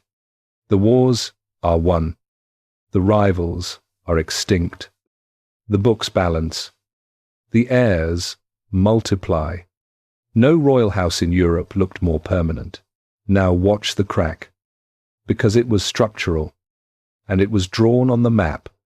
Edward governed his wide realm by franchising it to the people he trusted, which meant this being the House of York, his family, and the 2 biggest franchises went 2 very different ways. The North, the hard, half-wild, third of the country that had bled for Lancaster and never fully healed, went to his brother, Richard of Gloucester, through the 1470s, became the North, ruling from Middleham, the castle of his boyhood, with his wife, Anne Neville, the Kingmaker's daughter, at his side, holding court, hearing petitions, patronizing northern churches, leading northern soldiers against the Scots. He did the unglamorous work for a decade, and the result was something money cannot fake. The North, Lancastrian to its bones a generation earlier, came to love him personally, a loyalty to the man himself that would still be writing itself into city records after his death. Meanwhile, the West, and the household of the little Prince of Wales at Ludlow, the family's old hometown, went to the Queen's kin. The Prince's upbringing, his schooling, his counsel, his gait, all of it ran through Woodvilles. Above all, his uncle Anthony, Earl Rivers, a genuinely dazzling figure, jouster, pilgrim, scholar, patron of Caxton's press, who had the shaping of the boy who would be the next king. 2 power bases, then 1 in the north, built around the king's brother, manned by old soldiers, bound by service and grievance and love. 1 in the west and at court, built around the Queen's family, manned by new men, bound to the person of the heir. They did not fight. They barely touched. They were 2 circles that shared exactly 1 point, the living body of Edward IV, and no one in the golden decade lost a minute of sleep over the geometry. Because Edward was 30-something, a giant, unbeaten, and permanent. 2 things were quietly wrong with permanent. The first was visible at every feast. The king, who had been the finest knight in Europe, was eating and drinking and wenching his way out of the category, thickening year by year into a heavy, magnificent ruin of himself, and the men around him traded jokes about it, carefully. The second was not visible anywhere yet. It was sitting in the family. In the middle, brother, in George of Clarence, forgiven at Banbury, restored to lands and honours, and rotting quietly inside. The one truth, the golden decade could not change. He had bet against his family twice and been embraced twice. And an embrace is not trust. And everyone at that glittering court knew the difference. And so did he. The photograph at the top of the world was taken. Now comes the part where you learn who scratched the first face out of it. There is a piece of jewellery in this story, and once you have seen it, you cannot unsee it. A small silver charm shaped like a wine barrel, worn on a bracelet at a woman's wrist. Every day, for a lifetime. The woman was a countess, and the barrel was how she chose to remember her father. Before this chapter is over, you will know exactly what that charm was carrying. And near the end of this whole account, on a spring morning in 1541, you will meet it one last time, in a place that will make your blood run cold. First, the father, by the mid-1470s, George, Duke of Clarence, was a man circling a drain that only he could see. On paper, he had everything: royal blood, fast lands, a great marriage, full restoration after 2 open treasons. In practice, he lived inside a single unbearable fact. At that shining court, in every room he entered, everyone knew what he had done, and everyone was watching him, and the brother who had embraced him between 2 armies at Banbury had never once, in any way that mattered, trusted him again. Offices flowed to Gloucester in the north and to the Woodvilles at Ludlow. To Clarence flowed courtesies. A proud, golden, hollow man, aging out of his charm, standing close enough to the throne to feel its heat and never once invited to warm his hands. Then, in the last days of 1476, his wife died, Isabel Neville, the Kingmaker's daughter, the bride of that defiant wedding at Calais, was 25, and she died a few weeks after giving birth, followed to the grave within days by the newborn. Childbed death was the common lot of the age, and the age knew how to file it. George could not file it. Somewhere in that winter, grief in him began to ferment into something with a legal shape, a conviction that Isabel had not died but had been killed, poisoned, and that the poison had a name and an employer. And in April 1477, the Duke of Clarence did something that had no precedent in the entire history of the English nobility. He sent about 80 armed men to a manor in Somerset, and they took a widowed gentlewoman named Anchoret Twinihoe from her home, a former servant of the dead Duchess. They carted her across 3 counties to Warwick, George's own town, where his own influence ran the courtroom. There, in a single sitting, a jury was empanelled. An indictment was read, charging her with poisoning the Duchess with a draught of ale. A verdict of guilty was returned, and Anchoret Twinihoe was hanged. All of it inside a day and a morning. Jurors from that courtroom later sought royal pardon, saying they had convicted her out of pure fear of the Duke standing in front of them. A royal duke had manufactured a murder conviction the way you would order a meal, and executed an innocent woman on private authority, in public, with the machinery of the king's own law. Understand precisely what that was. In a kingdom where all justice flowed from one fountain, it was not a scandal. It was a seizure. George had taken the king's law into private hands and used it to kill, and every magnate in England was watching to see what the fountain would do about it. Edward's answer, at first, was the answer of a man managing a brother rather than governing a realm. He arrested the Fringes. A member of Clarence's household and an Oxford scholar were tried for plotting the king's death by sorcery, by casting the king's horoscope to learn when he would die, which was itself treason. Since a king's death date was state property, both men were convicted and hanged. It was a message delivered around the target, the way governments speak when they are still hoping not to shoot. George heard the message and did the one thing his nature permitted. He escalated. He stormed into a royal council meeting at Westminster, with the king, absent, and had a clergyman read aloud the condemned men's protest of innocence, a public accusation that royal justice had murdered his servants. He was, by no, also reviving the oldest and most dangerous slander in the family arsenal. The whisper that Edward himself was no true son of the Duke of York at all, but the bastard of an archer, which made the whole reign illegitimate and made George, by his own arithmetic, the rightful king. Treat that slander with care, because it was ancient court poison with no evidence behind it. And note two things about it.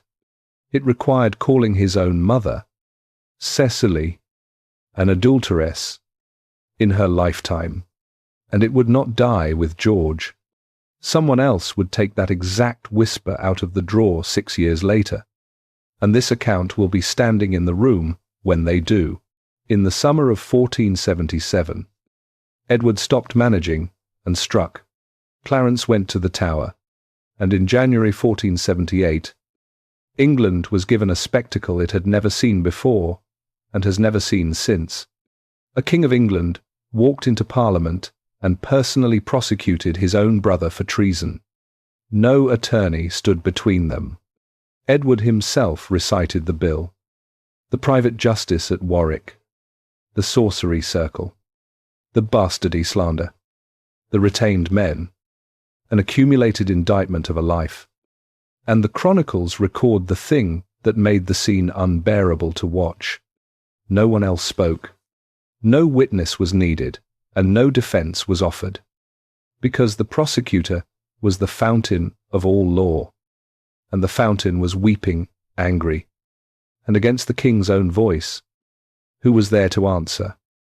Only the prisoner answered, denying it all, offering trial by combat, which was refused.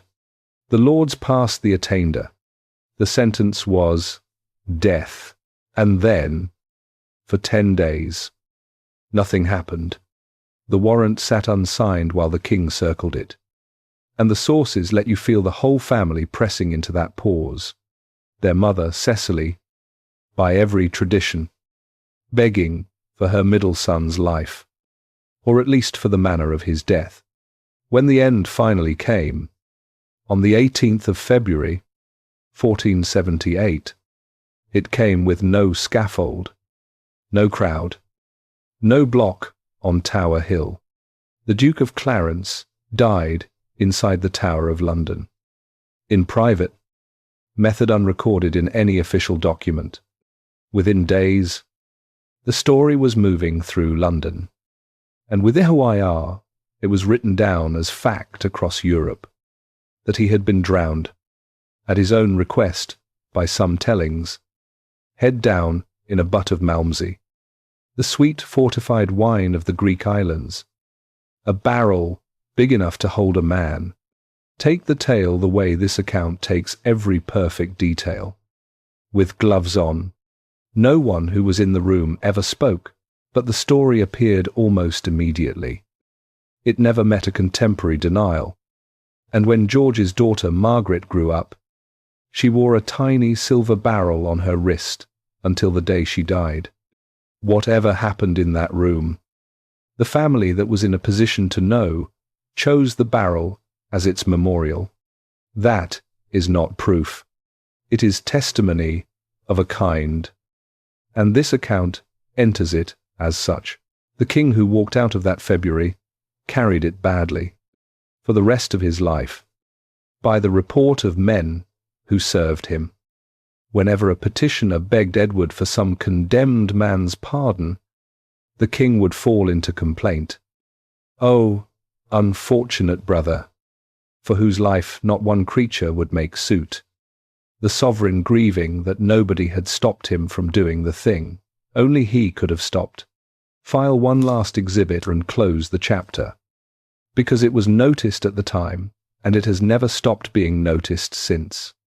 The judgment of treason against George of Clarence attainted his blood, which meant his young son and daughter were cut out of every line of inheritance, including the crowns, One member of the family, a lawyer's mind operating far away in the north, would eventually have cause to study that clause with professional interest.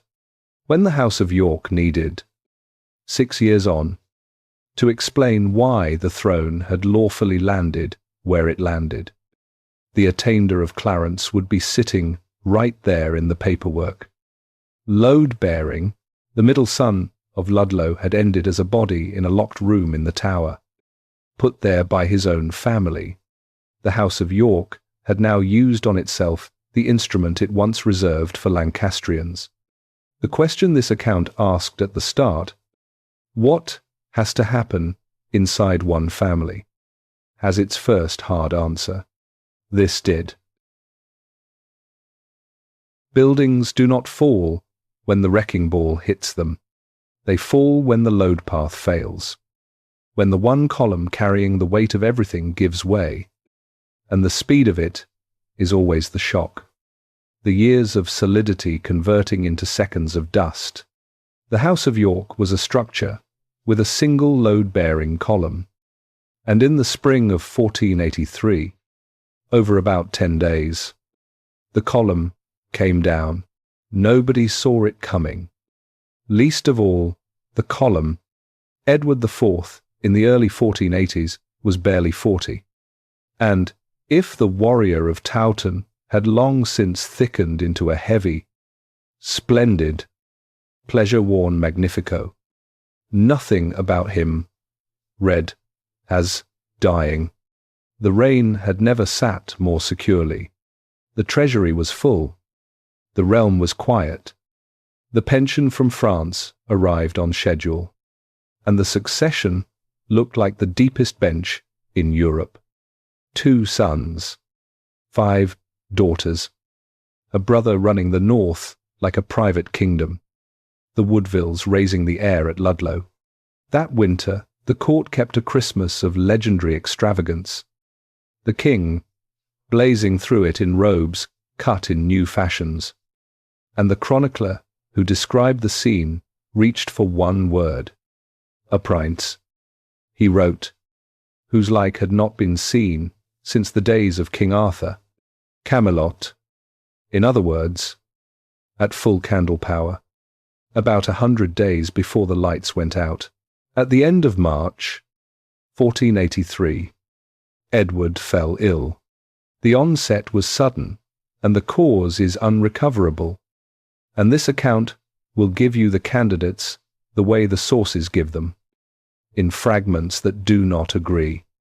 One writer blamed a fishing trip on the river at Windsor, a chill taken in a damp boat in the Easter cold. Others, then and since, looked at the king's table and his cup and his bulk and suspected the machinery of the body simply failing, what a modern physician might read as stroke or organ collapse. And a few whispered poison, because a few always whispered poison.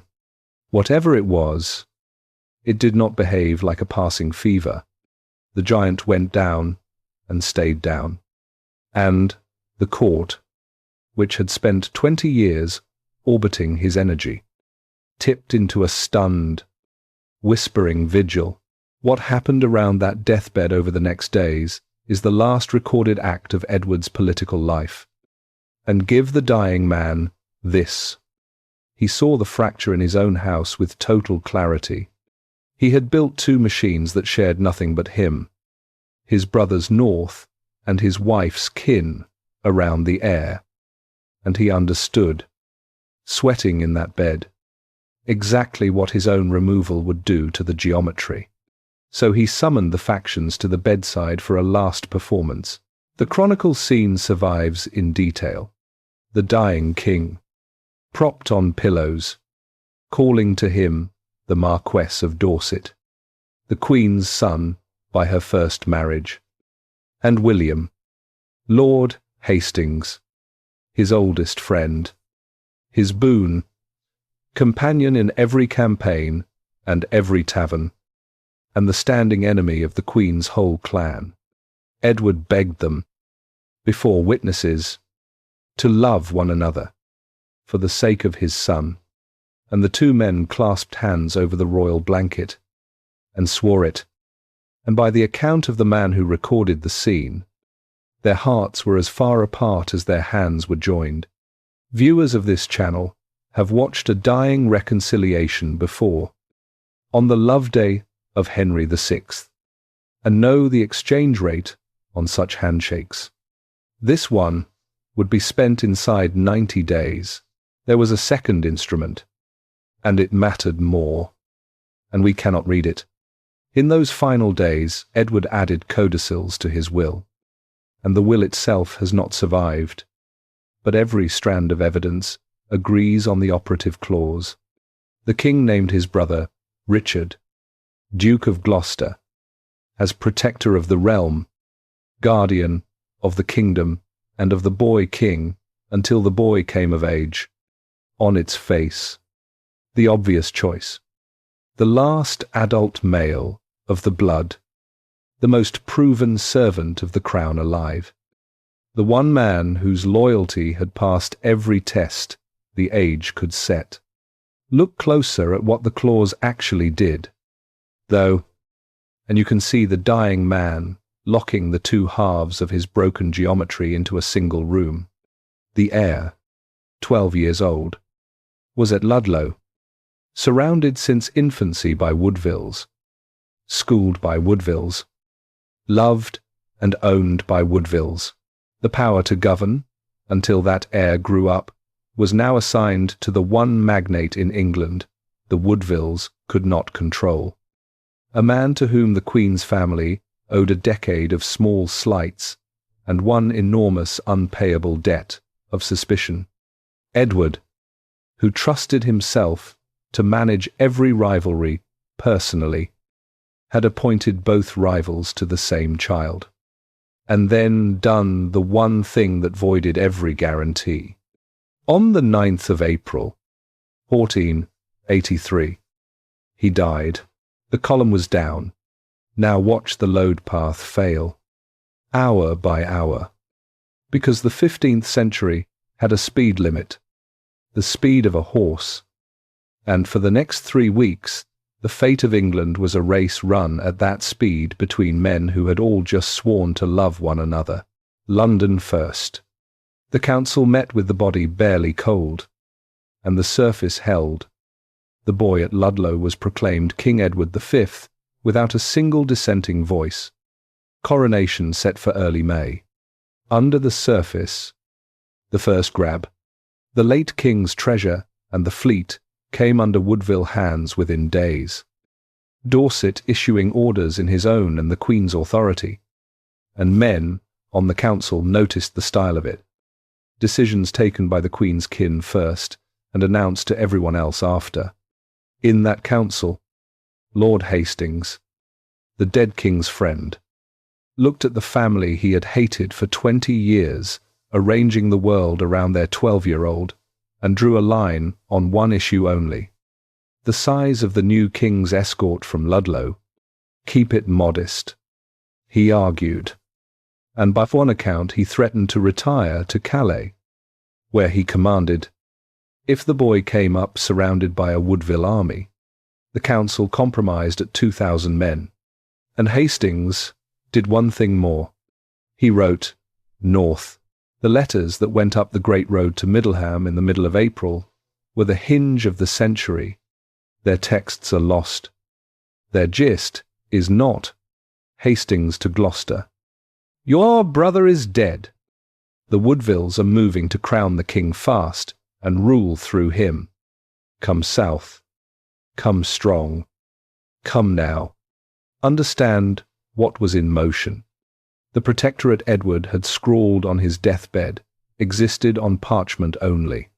If the boy was crowned before any Protectorate convened, the regency evaporated and power sat wherever the crowned child's affection sat, which was with the uncle who had raised him, Anthony Woodville, Earl Rivers, and the mother waiting in London. A coronation was not a ceremony. It was checkmate on a calendar, and it was 18 days away, far in the north, the Duke of Gloucester received the news of his brother's death, and his first recorded acts were, as always with this man, formally perfect. He held a funeral mass at York for the brother he had served since childhood. He summoned the nobility of the North and administered, publicly, the oath of fealty to King Edward V, swearing it first himself, his own name at the head of the list. Then he wrote a courteous letter to the council in London, affirming his loyalty and his rights under his brother's will, and started south with a retinue of some 300 gentlemen of the North, all in funeral black, and somewhere on the road he exchanged messages with the young Duke of Buckingham, a royal cousin of restless ambition and enormous unused wealth, who was riding to meet him with 300 more, and messages with the party escorting the boy king down from Ludlow, proposing, in the friendliest terms, that their two processions join up and enter London together. Family united behind the new reign.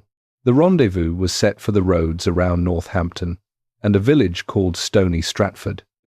In the last days of April, 3 columns converging at riding pace, a 12-year-old king with his Woodville uncle, a duke in mourning black with the North at his back, and between them, on paper, nothing but oaths, courtesy, and a dead man's handshake arrangement. 90 days from that rendezvous, the boy would have vanished from human sight, and the man in black would be King of England. The next chapter runs those 90 days by the calendar, date by date, decision by decision. Watch the dates. The dates are the whole case. Here is how the file reads if you strip out everything except the calendar. On the 9th of April, a king dies, leaving a 12-year-old heir, a coronation date, and a working government. 90 days later, the heir has been ruled illegitimate. His protector wears the crown, and the men who stood between them are dead or silenced. 90 days. The question that has hung over those dates for 5 centuries is the only one that matters. Was it a plan from the first hour?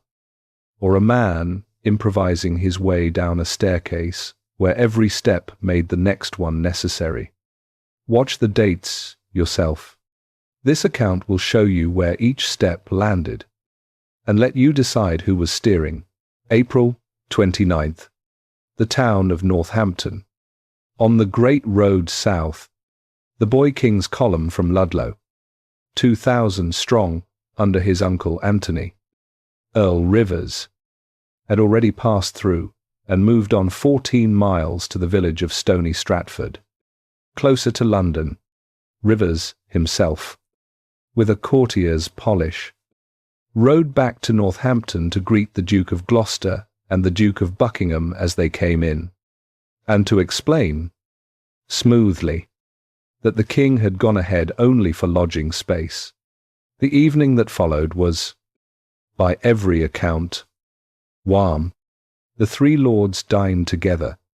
Rivers, the famous jouster and scholar; Gloucester, the grave northern soldier; Buckingham, the eloquent young grandee. Wine and courtesy late into the night. And then everyone retired, and the doors of the inns were quietly watched. And the keys, by one account, were quietly gathered. April 30th. Down. Rivers woke to find the inn sealed and armed men in the yard. He was under arrest. Gloucester and Buckingham were already riding hard for Stony Stratford, where they reached the boy king just as his household was mounting for the day's march. And there, in the village street, in front of the astonished 12-year-old, they arrested the rest of his inner circle, his half-brother Richard Grey and his aged chamberlain Thomas Vaughan, the men who had raised him from the cradle.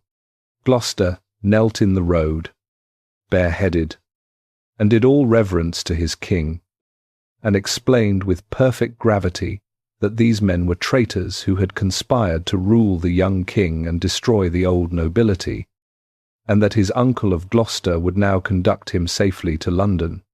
The boy, and the scene survives because men who were there talked, did not fold. He answered that he had seen nothing but kindness in his uncle Rivers and his brother Grey, that he trusted the ministers his father had given him. It changed nothing. The 2,000 Woodville troops, leaderless, were dismissed to their homes. The prisoners started north under guard, to Gloucester's own castles, to await a decision that had, in truth, already been made about them, and the King of England, 12 years old, rode on toward his capital in the custody of an uncle he barely knew, having watched every adult he loved arrested at his own stirrup. Now, mark what this looked like from London, because at midnight on the 30th the news reached the Queen, and Elizabeth Woodville read it in one glance. She had seen this exact move before: seize the person, rule through the person. She gathered her younger son, her 5 daughters, and whatever the servants could carry, and fled into sanctuary at Westminster Abbey, through the same doors she had entered 13 years earlier as a pregnant fugitive from the Kingmaker. The first time, her husband's enemies had driven her in. This time it was her husband's brother. By torchlight, chests and furnishings were dragged from the palace into the abbey precinct, and a witness described the Queen sitting alone on the rushes, all desolate and dismayed, amid the wreckage of a second reign. Understand what her flight declared to the whole city.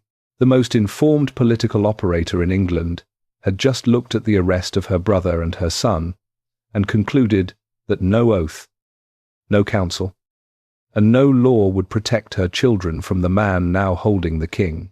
May 4th. Gloucester brought Edward V into London in careful state. The boy in blue velvet, the Duke in mourning black, bareheaded before him, and 4 cartloads of weapons rolled ahead of the procession. Weapons, the Duke's men said, had been stashed by the Woodvilles for war against him. Londoners noted the theatre, and noted, too, that some of those weapon stores had been sitting in depots since campaigns years old. The council, relieved by the show of order, confirmed Gloucester as protector of the realm, exactly as the dead king's will had wished.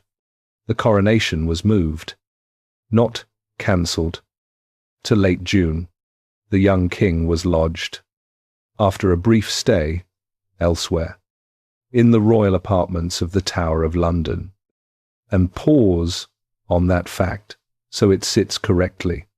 The Tower in 1483 was a palace as much as a prison, the traditional residence of monarchs before coronation, the most secure address in the kingdom.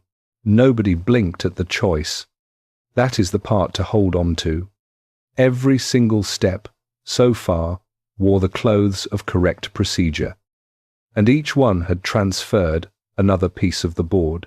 Through May, the machinery hummed toward the crowning. Writs went out for a coronation parliament. Robes were ordered. Food was ordered. The boy in the tower signed documents, received visitors, practiced his signature as king. And somewhere in those weeks, the protector began holding 2 councils, the formal one at Westminster, planning the coronation, and a smaller one at his mother's London house of all places, planning something else. The record of what changed inside Richard of Gloucester in May does not exist, and this account will not invent it. What exists is June, and June is where the staircase turns dark. June 13th. A council meeting in the Tower, called for 9 in the morning. A working session on the coronation. 10 days out. Around the table sat the Protector, Lord Hastings, the Archbishop of York, the Bishop of Ely, Lord Stanley, and others. What follows is among the most famous scenes in English history, and it comes to us from accounts written after the fact. So, take the choreography as reported rather than sworn. The Protector arrived late, unusually merry, and turned to the Bishop of Ely with a pleasantry that has never stopped being quoted. "My lord, you have very good strawberries in your garden at Holborn. I require you. Let us have a mess of them." The bishop, delighted, sent his servant for the strawberries. The Protector excused himself. An hour or more passed. When he came back into the chamber, his face had changed entirely, and he asked the table what punishment men deserved who plotted against the life of the Protector. And then he accused them, the Queen's party and their new confederates, of sorcery against his body, and by one account bared his left arm, withered, he said, by their witchcraft. And men around that table knew the arm had been as it was since birth. At the word treason, armed men came through the door. In the scuffle, Stanley took a blade graze and went under the table.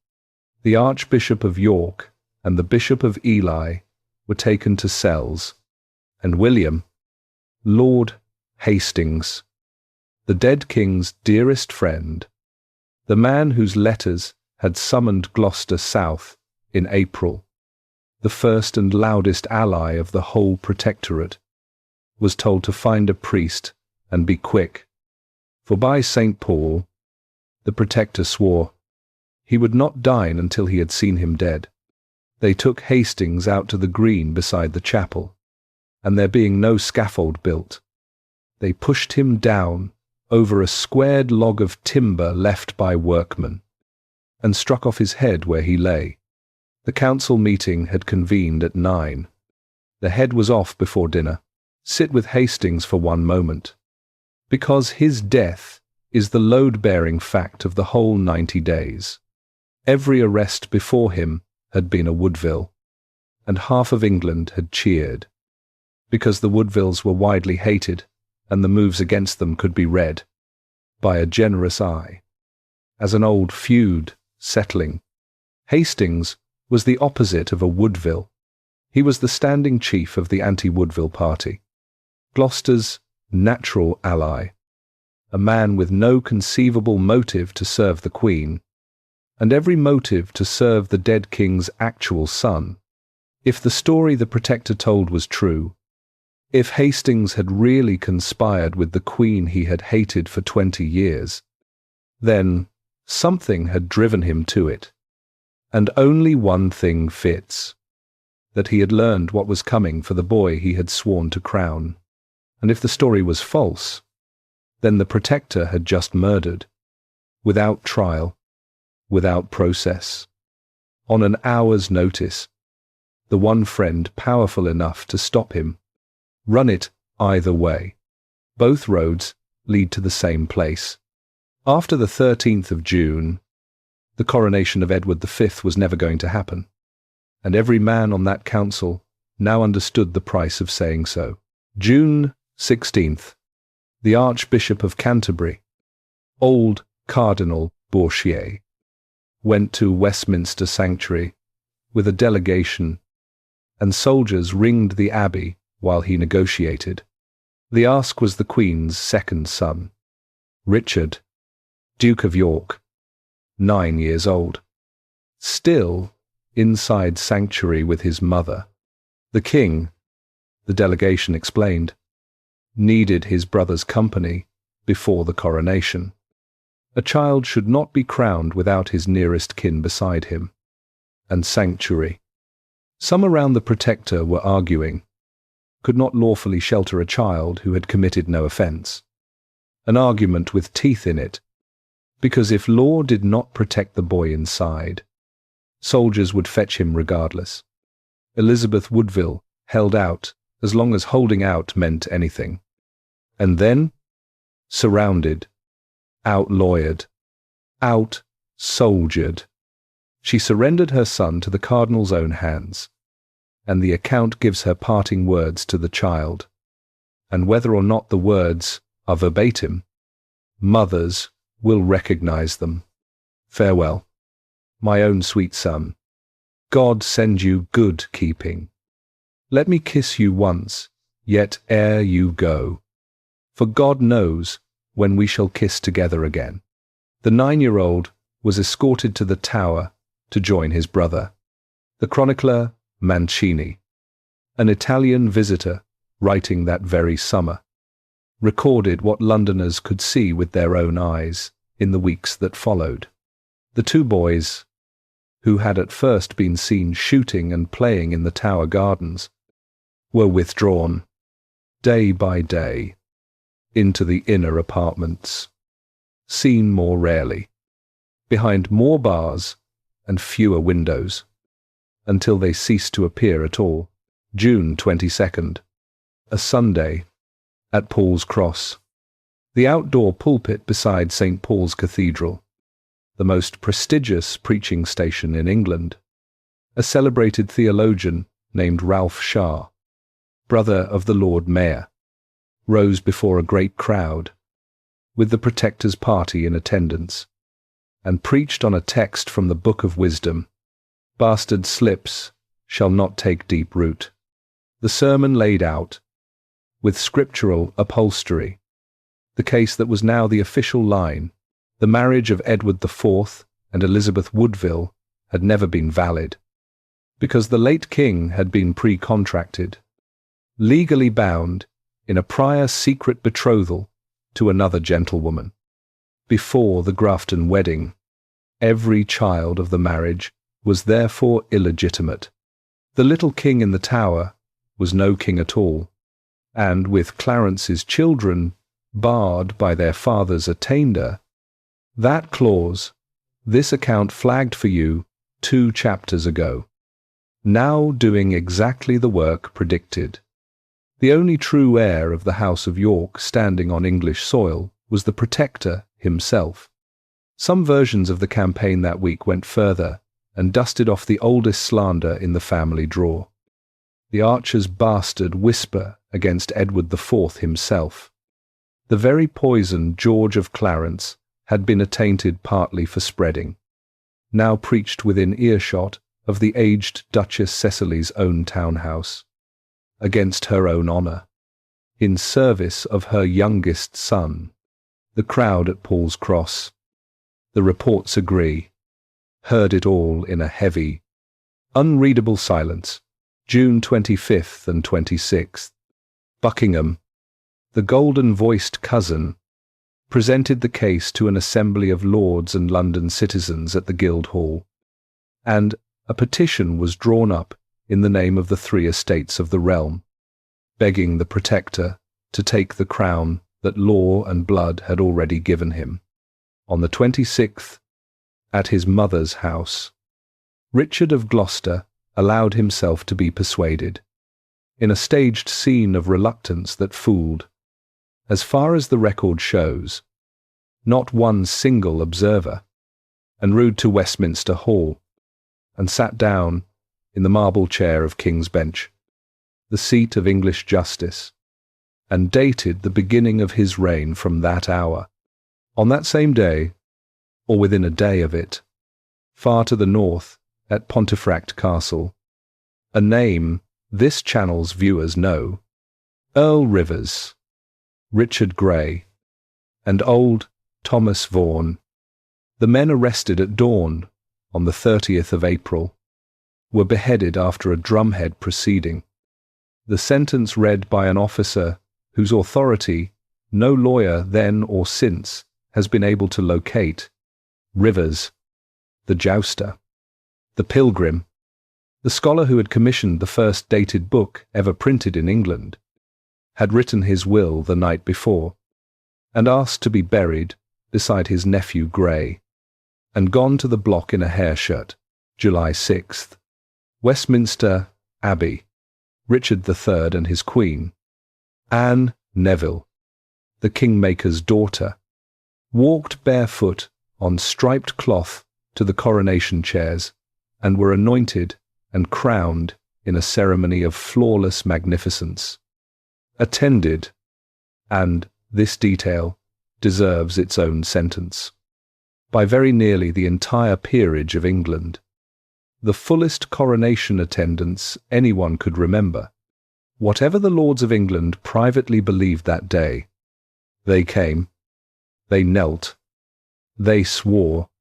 Presence is not belief, it is arithmetic, and every man kneeling on that cloth had spent June doing the same calculation, that the last man who might have objected had been walked out to a log of timber, and the two people with the best claim in the kingdom were children behind the walls of the tower, and had not been seen in the gardens for weeks, 90 days, almost to the hour, from the death of one brother to the crowning of another.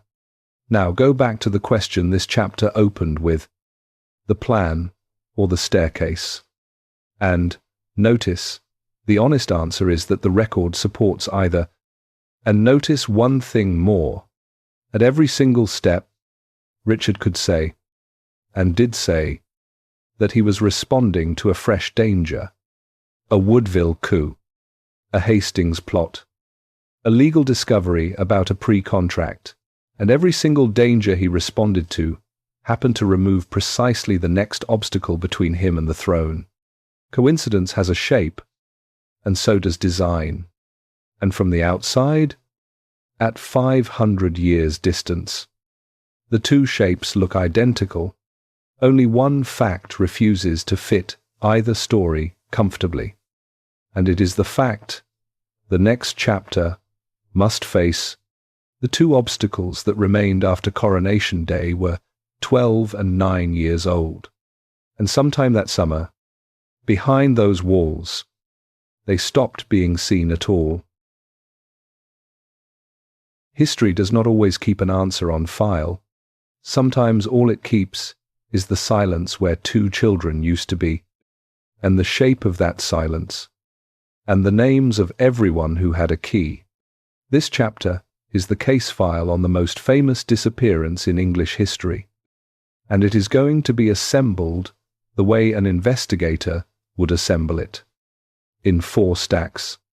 What is known, what the nearest witnesses said, who had motive and access, and what, after 540 years, still cannot be proven by anyone, including this account. Stack 1. The known facts, and notice how short the stack is.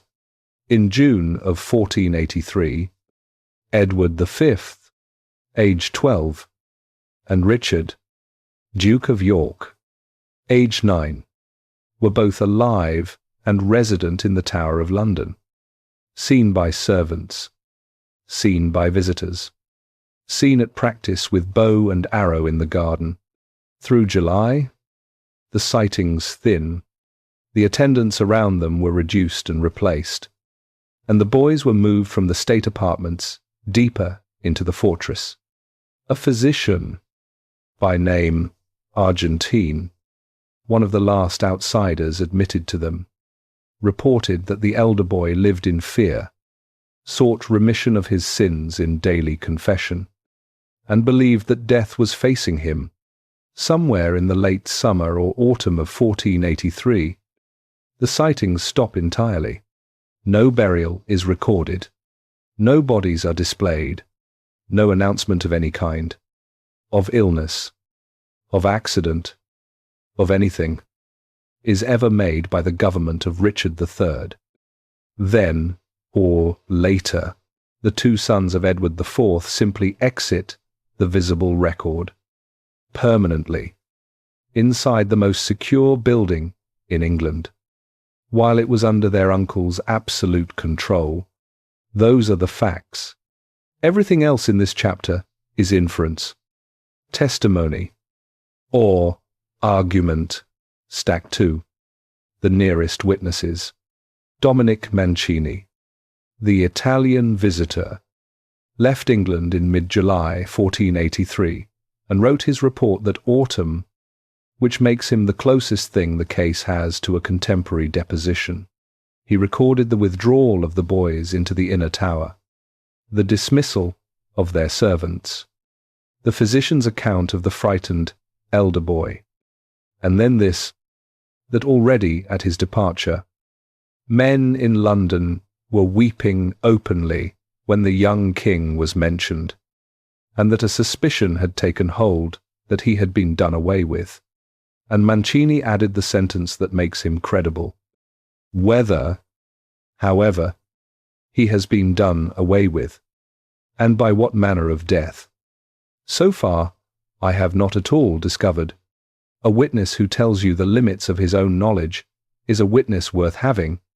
By that winter, the belief had crossed the Channel, and in January 1484, the Chancellor of France, addressing the Estates General, spoke of the sons of King Edward, massacred with impunity, and their crown transferred to their assassin, which tells you what the courts of Europe had concluded within months, and tells you nothing, of course, about whether they were right. The famous detailed narrative, the smothering under featherbeds, the staircase, burial, the named agents, comes from Sir Thomas More, writing some 30 years later under the Tudors, raised in the household of Cardinal Morton, the same Bishop of Ely whose Strawberries opened the last chapter, a man who was Richard's enemy and prisoner. More's account is vivid, literary, and unverifiable, the work of a brilliant man reporting what the winning side remembered. Enter it as hearsay with a pedigree, and keep your hand on your wallet. Stack 3. Motive and access. And here the file thickens, because the tower was not a public building. Every key ran to the crown. Begin with the man who wore it. Richard III had the strongest access of any human alive. The fortress was his. Its constable answered to him. Its garrison was paid by him.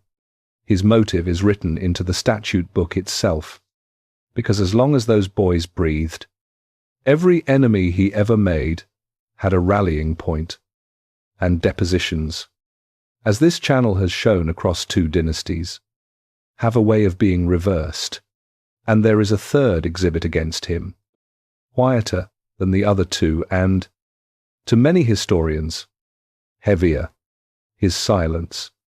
Through the autumn of 1483, a rebellion rose in the south, explicitly fueled by the rumour that the princes were dead.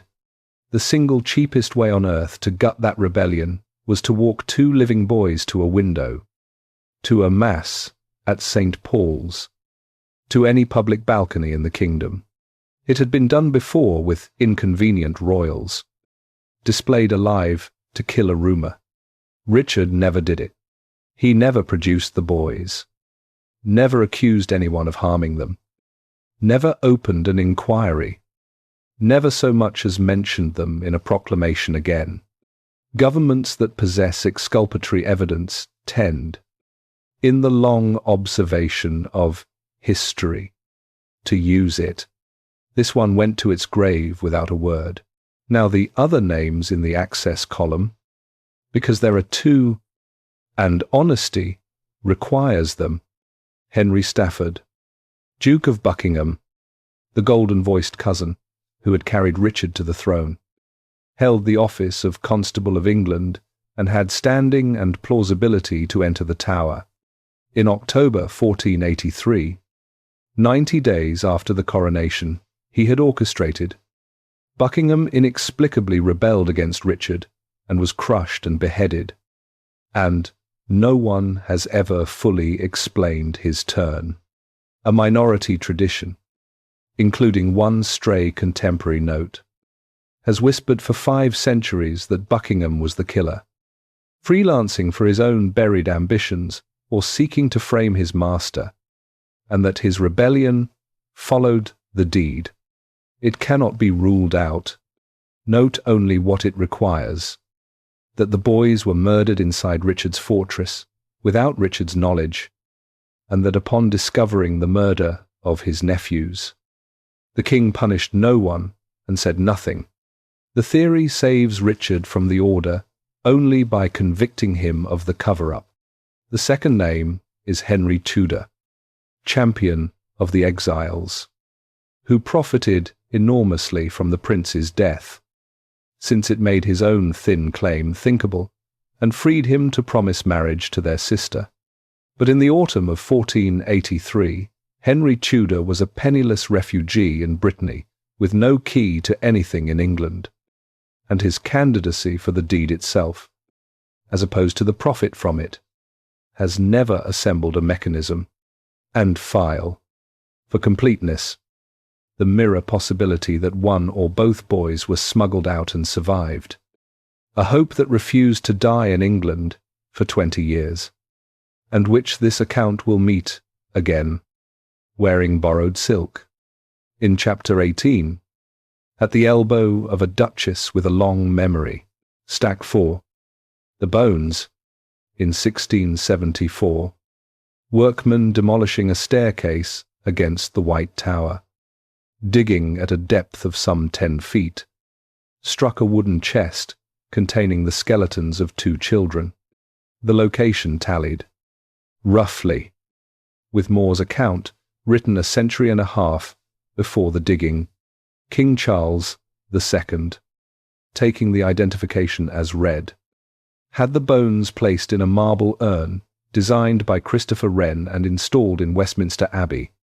In the Henry VII Chapel, where they rest today, a few steps from the tombs of their sister and their supposed destroyer's supplanter, in 1933 the urn was opened once, and 2 physicians examined the contents and pronounced the ages consistent with the prince's in the year 1483. An examination conducted, it must be said, with the science of 1933 and with its conclusion largely assumed in advance. The urn has never been opened since, and here the file runs head-on into the strangest fact of its modern chapter. The science now exists. The identical mitochondrial technique that pulled a name out of the Leicester parking lot in 2012 could, in principle, be run against the bones in the urn, and the female line descent needed for comparison has already been traced. Permission has been refused. The Abbey, with the sympathy of the Crown, has declined to disturb the urn, on the stated grounds that testing might unsettle more than it settles, and that royal remains deserve their rest. So the case stands, in the 21st century, in a posture almost too neat for fiction. The lost king under the car park has been found, verified, and reburied with honours. The urn that may hold his nephews sits 80 miles away, sealed, to stably, and untested, by choice. Close the file.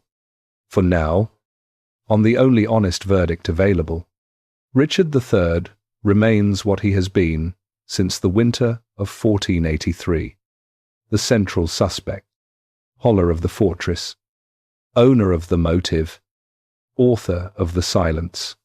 He remains also unconvicted, tried only by enemies, condemned on evidence no modern court would admit. Both of those sentences are true at once, and they have to be carried together, however awkward the weight. What is beyond argument is the political fact, and the political fact is what killed the House of York. By that autumn, England believed the boys were dead, and believed the king had done it. And belief, as this dynasty was about to learn, at speed, does not wait for proof.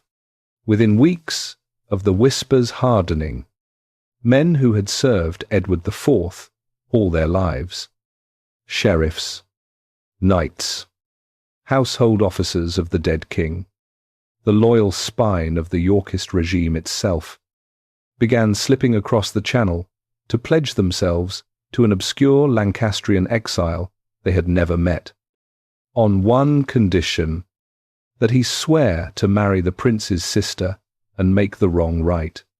The uncle had taken the crown to secure the House of York. The taking of it sent the House of York's own men to raise an army against him. That army needs a name and a face.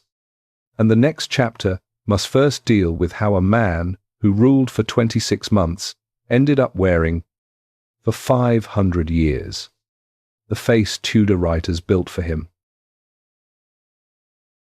Step out of the 15th century one more time.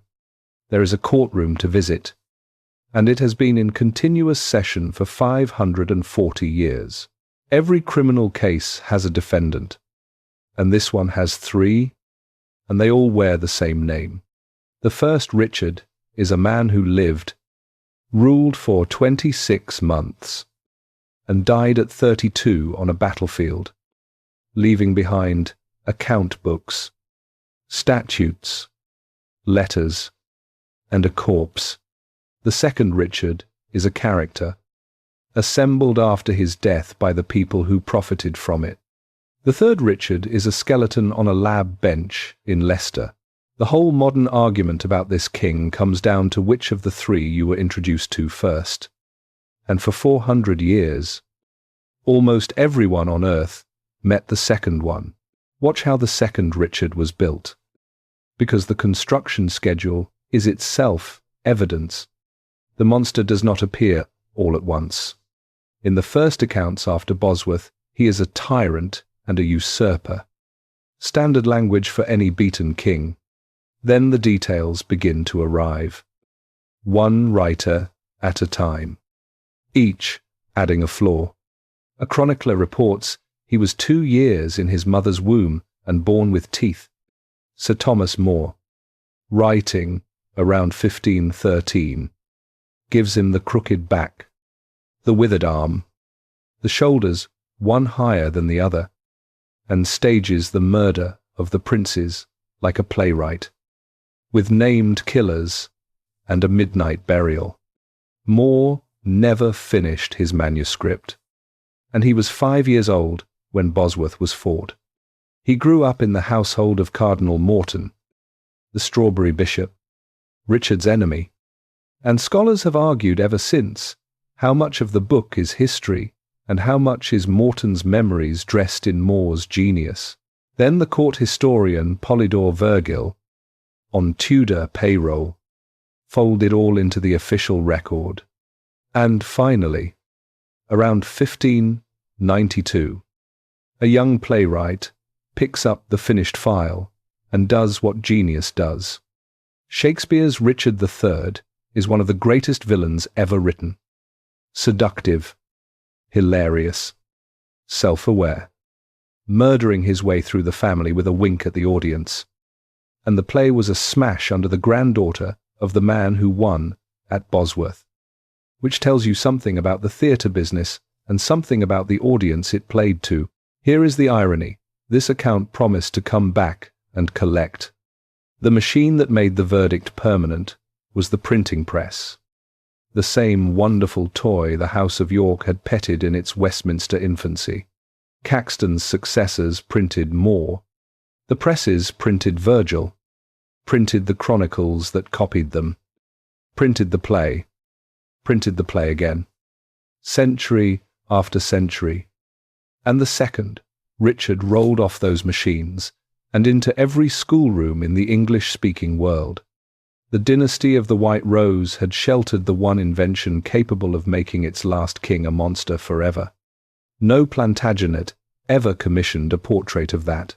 Now put the second Richard next to the third one.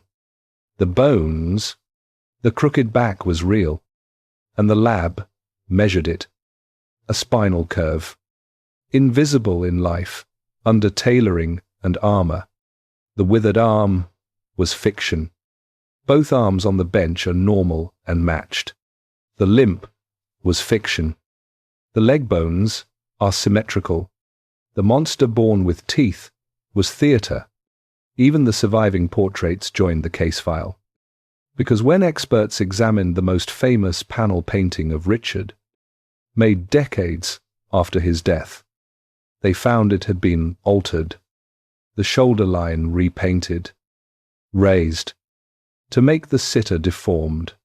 Someone, generations after Bosworth, took a brush and bent a dead man's shoulder to match the story. That is not history recording a body. That is a body being edited to fit a verdict, and this is where the American audience walks into its own chapter. Because the loudest voices for the defense have been American for 100 years. The Richard III Society, founded in England in 1924, found some of its most passionate membership in the United States. Thousands strong, doctors and lawyers and school teachers holding annual conferences on a medieval king their own country never had.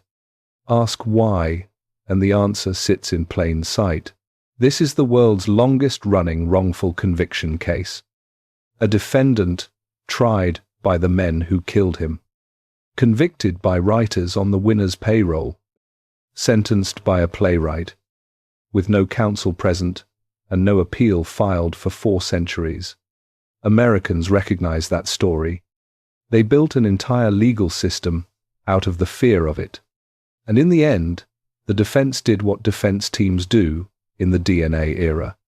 A member of that society, a screenwriter named Philippa Langley, spent years assembling the research and the funding that put an excavator through a Leicester parking lot in August of 2012.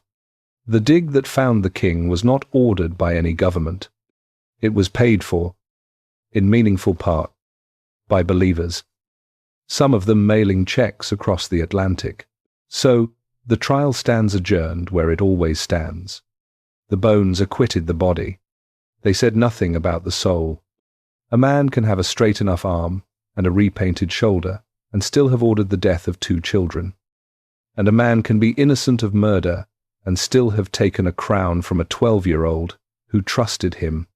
The skeleton settled the anatomy. The verdict on the rest is still out.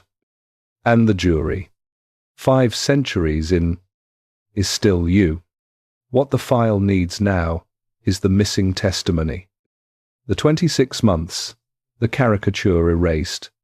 The defendant, as it happens, kept records.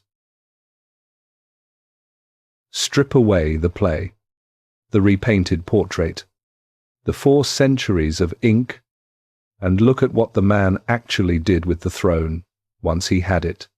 26 months. That is the whole reign. Shorter than a modern presidential campaign. And the record it left is genuinely strange, because it reads like 2 different files that refuse to merge. One file shows a serious, reforming, almost compulsively conscientious king. The other shows a regime bleeding to death from a wound it could not name. Both files are true, and the second one won. Start with the reformer, because almost nobody has heard of him. Richard's one and only parliament met in January 1484, and the laws it passed were, by the standards of any century, remarkable. It abolished benevolences, the forced gifts, the shakedown money that kings extracted from subjects too frightened to refuse. His own late brother's favourite fundraising tool. Outlawed by statute, it reformed bail, protecting accused men from imprisonment before trial on mere suspicion and from the seizure of their goods before conviction. A principle Americans will recognize sitting inside their own Eighth Amendment neighborhood. It cleaned up jury empanelment, targeting the packed and purchased juries that had made a mockery of local justice.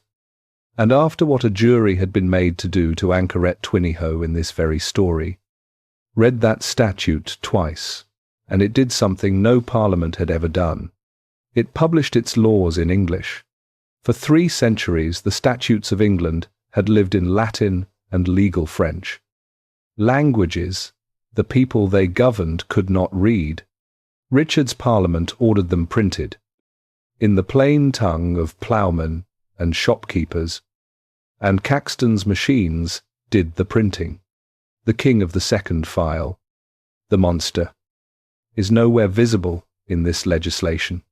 What is visible is the Lord of the North, the man who had spent a decade hearing poor men's petitions at Middleham, writing his habits into national law. Even his enemies conceded the pattern.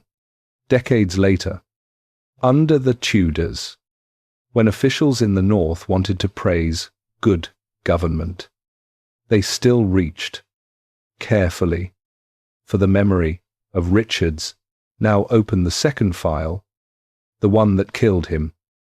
And notice, its first entry is dated before the Parliament ever sat, October 1483, 3 months after the coronation, the rebellion of the Duke of Buckingham, and the detail that mattered was not the Duke, it was the roster, the risings that autumn flared across the whole south of England, and the men who rose were, overwhelmingly, Yorkists, sheriffs, knights of the Shire, officers of the dead Edward's household, the administrative spine of the dynasty, the exact people whose careers Richard's own family had built, up in arms against the head of the House of York.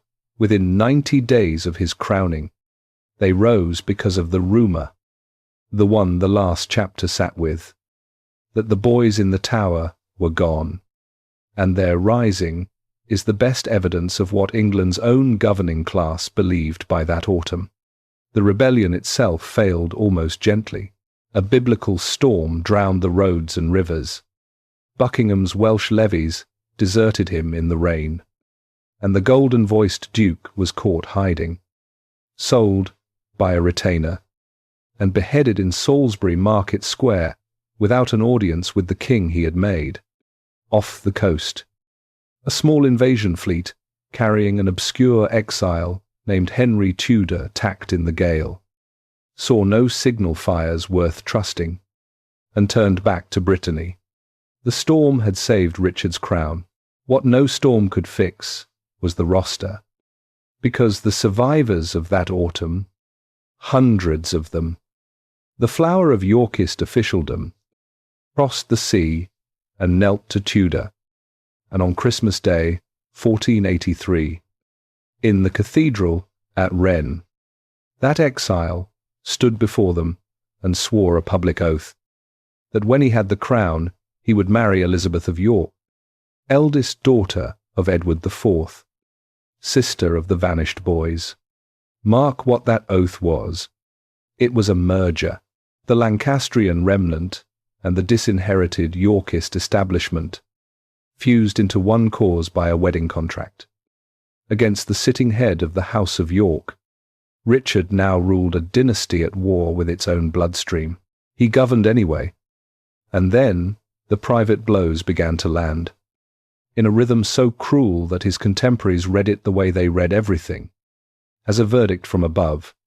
In April 1484, at Nottingham, news reached the king and queen that their son had died at Middleham. Edward of Middleham, Prince of Wales, their only child, roughly 10 years old, gone after a short illness. And the timing was the kind no dramatist would dare invent. Almost exactly 1 year after the death of Edward IV had started the whole avalanche. The Croyland chronicler, a man inside the government, no friend of the king, recorded the scene at Nottingham in a line that has survived every revision of Richard's reputation since. You might have seen the father and mother, he wrote, almost out of their minds for a long time when faced with the sudden grief. The dynastic arithmetic was as brutal as the human kind. The king who had unthroned a child for the security of the succession now had no successor of his body at all. 11 months later, the second blow. Queen Anne, the Kingmaker's daughter, the girl from Middleham, sickened through the winter, and died in March 1485, probably of tuberculosis. And on the day she died, the sun went dark over London. A solar eclipse. Real, datable, astronomical fact, blotted the light at the hour of the Queen's passing, and a capital already whispering about the King read the sky like a proclamation.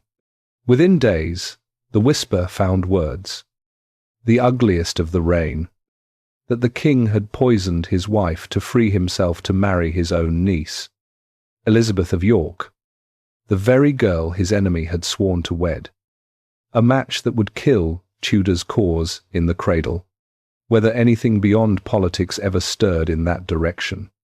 The sources cannot say. What is documented is what the rumour forced the King to do, and no English monarch had ever done it.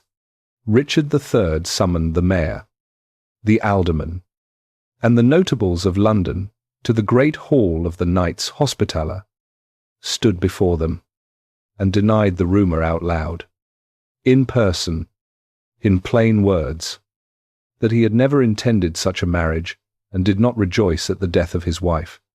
A king of England, standing in a hall, publicly pleading not guilty to his own subjects about the contents of his heart. The words, a chronicler noted, were spoken more, men believed, at the urging of his counsellors than of his own will, and the room listened in the same heavy silence that had met the sermon at Paul's Cross. The Plantagenet monarchy had ruled for 3 centuries on the axiom that a king answered only to God. Its last king was reduced to answering gossip. Look at him in the spring of 1485. Because this is the final photograph before the field.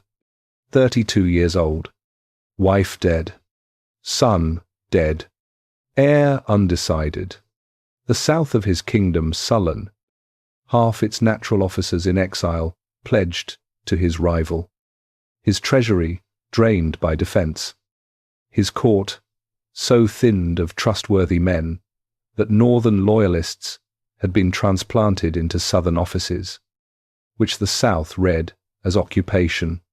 What remained to him was the North, which loved him and proved it to the end. A small circle of iron loyalists, his own unbeaten record in the field, and one conviction that everything in his life had taught him, from Ludlow to Tewkesbury, that the sword was the honest argument, and that all the whispering, the sermons, the storms, the eclipses, the defections, could be answered in one morning of steel if the invader would only come. Across the water, the invader was borrowing French money and hiring French pikemen. In August, the wind turned fair. He would get his one morning.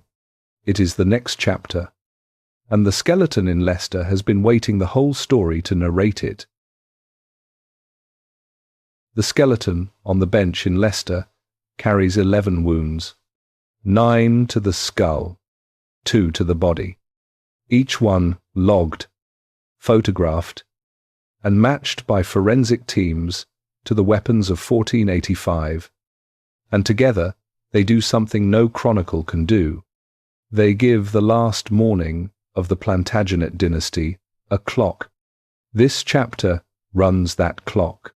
The written record in one hand, the bone record in the other, down to the minute where they meet. The written record first, on the 7th of August, 1485. Henry Tudor came ashore at Milford Haven, on the far southwestern hook of Wales, with about 2,000 French and Breton pikemen, paid for with French money, and a claim to the English crown so thin that his own lawyers preferred not to specify it. He was 28 years old, and he had spent half his life in exile. He had never commanded in a battle. He knelt on the sand, kissed it, and began the long march through Wales. gathering men slower than his planners had promised. And the men he needed most were not in Wales at all. They were a family called Stanley. Every American family has met a Stanley, even if the name was different. Thomas, Lord Stanley, and his brother Sir William controlled the fighting men of the Northwest. Thousands of them, enough to decide any battle in England by choosing a side. And the Stanleys had built one of the great fortunes of the age by never quite choosing until the choosing was safe. Thomas Stanley had served every regime for 30 years and survived them all. He had been in the council chamber the day Hastings lost his head, and had taken a graze diving under the table, and had ended up a trusted officer of the new king anyway, because Richard needed him too much to punish him. And one thing more. Thomas Stanley was married to Margaret Beaufort, the small, brilliant, relentless mother of Henry Tudor. The invader marching up through Wales was his stepson. Richard understood exactly what that meant, and he was holding a hostage against it. Stanley's eldest son, Lord Strange, kept close in the royal camp. His life, the stated price of his family's loyalty. As the armies converged in the middle of England, the Stanleys brought their thousands to the field, and camped them apart from both sides, and answered every summons from both sides with courtesies, and waited. The armies found each other on the 22nd of August, near a market town called Market Bosworth, in the open country of Leicestershire. Richard had the numbers, perhaps 10,000 against Tudor's 5, and he had the guns, and he had the only crowned, anointed, battle-proven commander on the field. He had also passed, by the account of the Croyland chronicler, a terrible night, hollow-eyed at dawn, telling those around him of dreams filled with demons. And whether that detail is memory or later art, the morning itself is documented. Richard III rode the line, wearing his crown, the gold circlet fixed over his helmet, deliberately visible, the last king of England who would ever wear a crown into battle. His vanguard, under the Duke of Norfolk, locked into Tudor's vanguard under the Earl of Oxford. A hard, swaying, professional fight, and Norfolk was killed in it, and the royal advantage began to blunt. Messages went to the Stanleys to charge. The Stanleys did not move. Richard, by the reports, ordered Lord Strange executed on the spot, and the men holding the young man looked at the balance of the morning and quietly declined to hurry.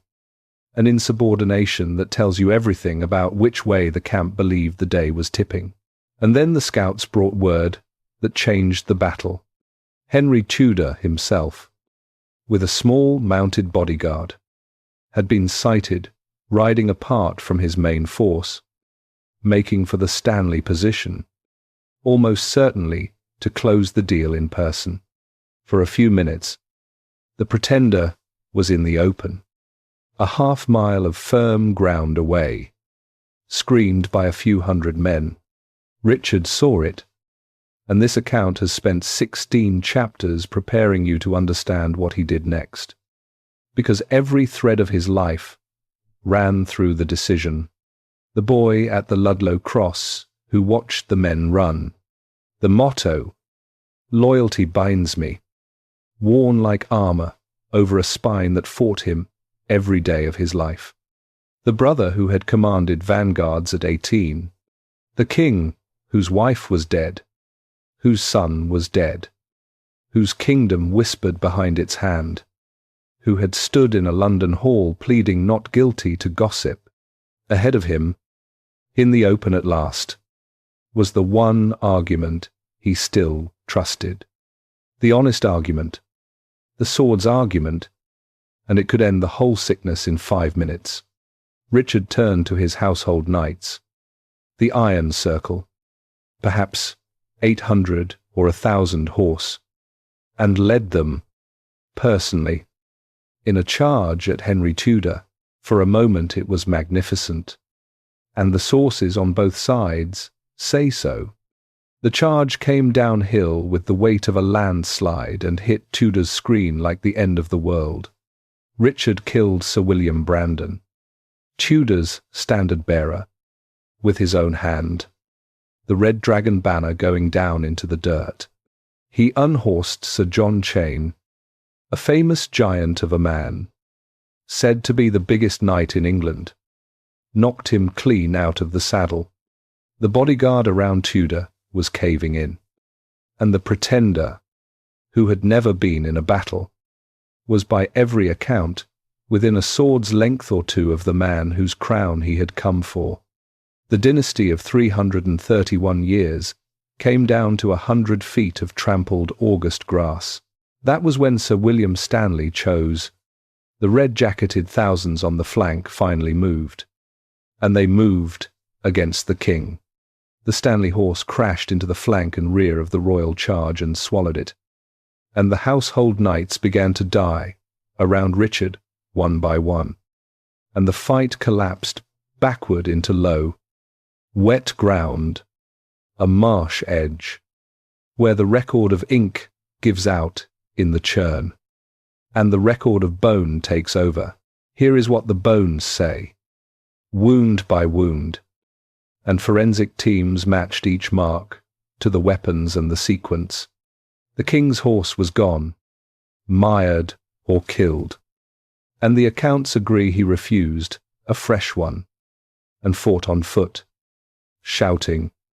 By the tradition, the Welsh soldiers themselves carried home, treason, treason, treason. At some point in the press, he lost his helmet, and only the loss of the helmet explains what the skull shows. A blade sheared away a slice of scalp and bone at the crown, a cut that would have staggered but not killed. A rondel dagger punched a square hole clean through the top of the head.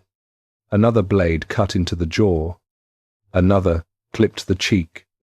Small wounds.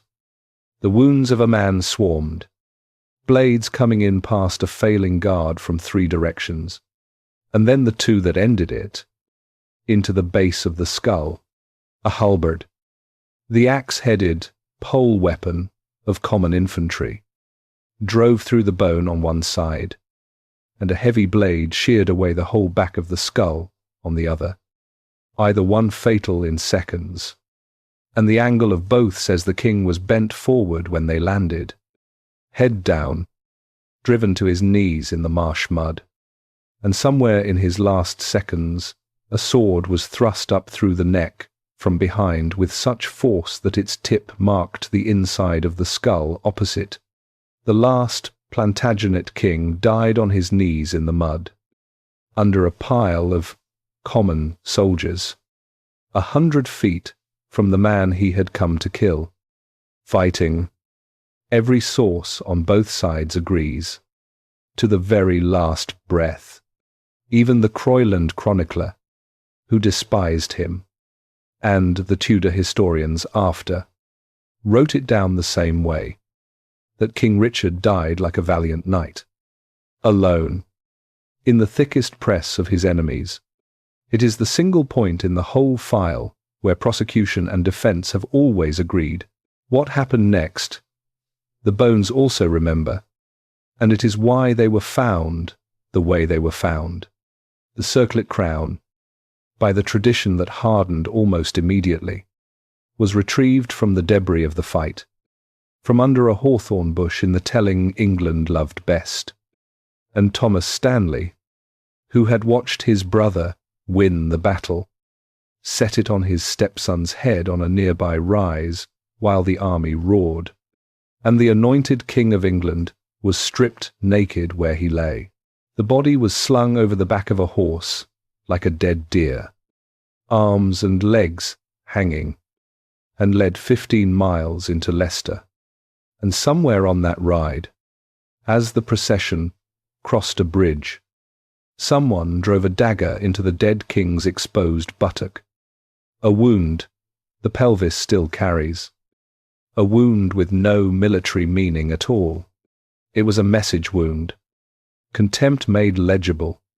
Delivered to a corpse that could no longer answer. By the same logic that had once nailed a paper crown to his father's head on a city gate, the naked body was displayed in Leicester for 2 days. So England could verify its king was dead. The old family procedure applied one final time to the family that wrote it. Then the Franciscan friars of Leicester were permitted to take the remains, and they buried him in haste in their church, in a grave dug noticeably too short, so that the head had to be propped up and crooked against the cut earth. No coffin, no shroud that survives. Hands, by the position of the bones, possibly still bound at the wrists, and in that crooked posture, exactly as the friars left him. The excavator found him, 527 years later, under the letter R. The clock stops there. 331 years of Plantagenet kingship, ended in 2 hours of an August morning, by a family that watched from a hill until the last safe minute. Henry Tudor was King of England by the only title this whole century had ever truly honoured.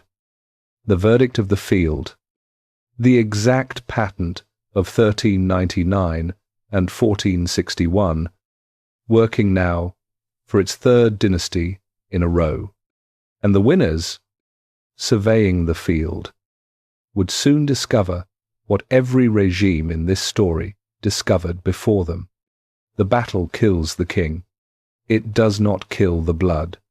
There were still Plantagenets alive in England that evening, a whole quiet scattering of them, nephews, nieces, cousins of the man face down on the horse, and the new dynasty was about to spend 56 years hunting them, on a beyond to extinction. That hunt is the next chapter, and it is the part of this story nobody films. The official story has a wedding at the centre of it. In January 1486, Henry VII kept the oath of Rennes and married Elizabeth of York, eldest daughter of Edward IV, sister of the vanished princes, and the heralds fused her white rose with a red rose for Lancaster into a single 2-coloured flower. The Tudor rose, stamped on gates, glass, and coins, the brand of a war ended by a marriage bed. Americans know this move instinctively. The merger announcement, the new logo unveiled while the lawyers are still shredding files upstairs, because there is a second document from those same first months, and it tells you what the new regime actually believed about its own fairy tale. When Henry's first Parliament drew up the act confirming his crown, the reign was dated from the 21st of August, 1485. Bosworth was fought on the 22nd. The king had moved his own accession 1 day backward in time, and the trick was not clerical, predated by a single day. Every man who fought for the crown, anointed King of England at Bosworth, had, by definition, borne arms against his lawful sovereign, and was therefore a traitor, attaintable, his lands forfeit at the new king's pleasure. Loyalty itself had been made retroactively illegal.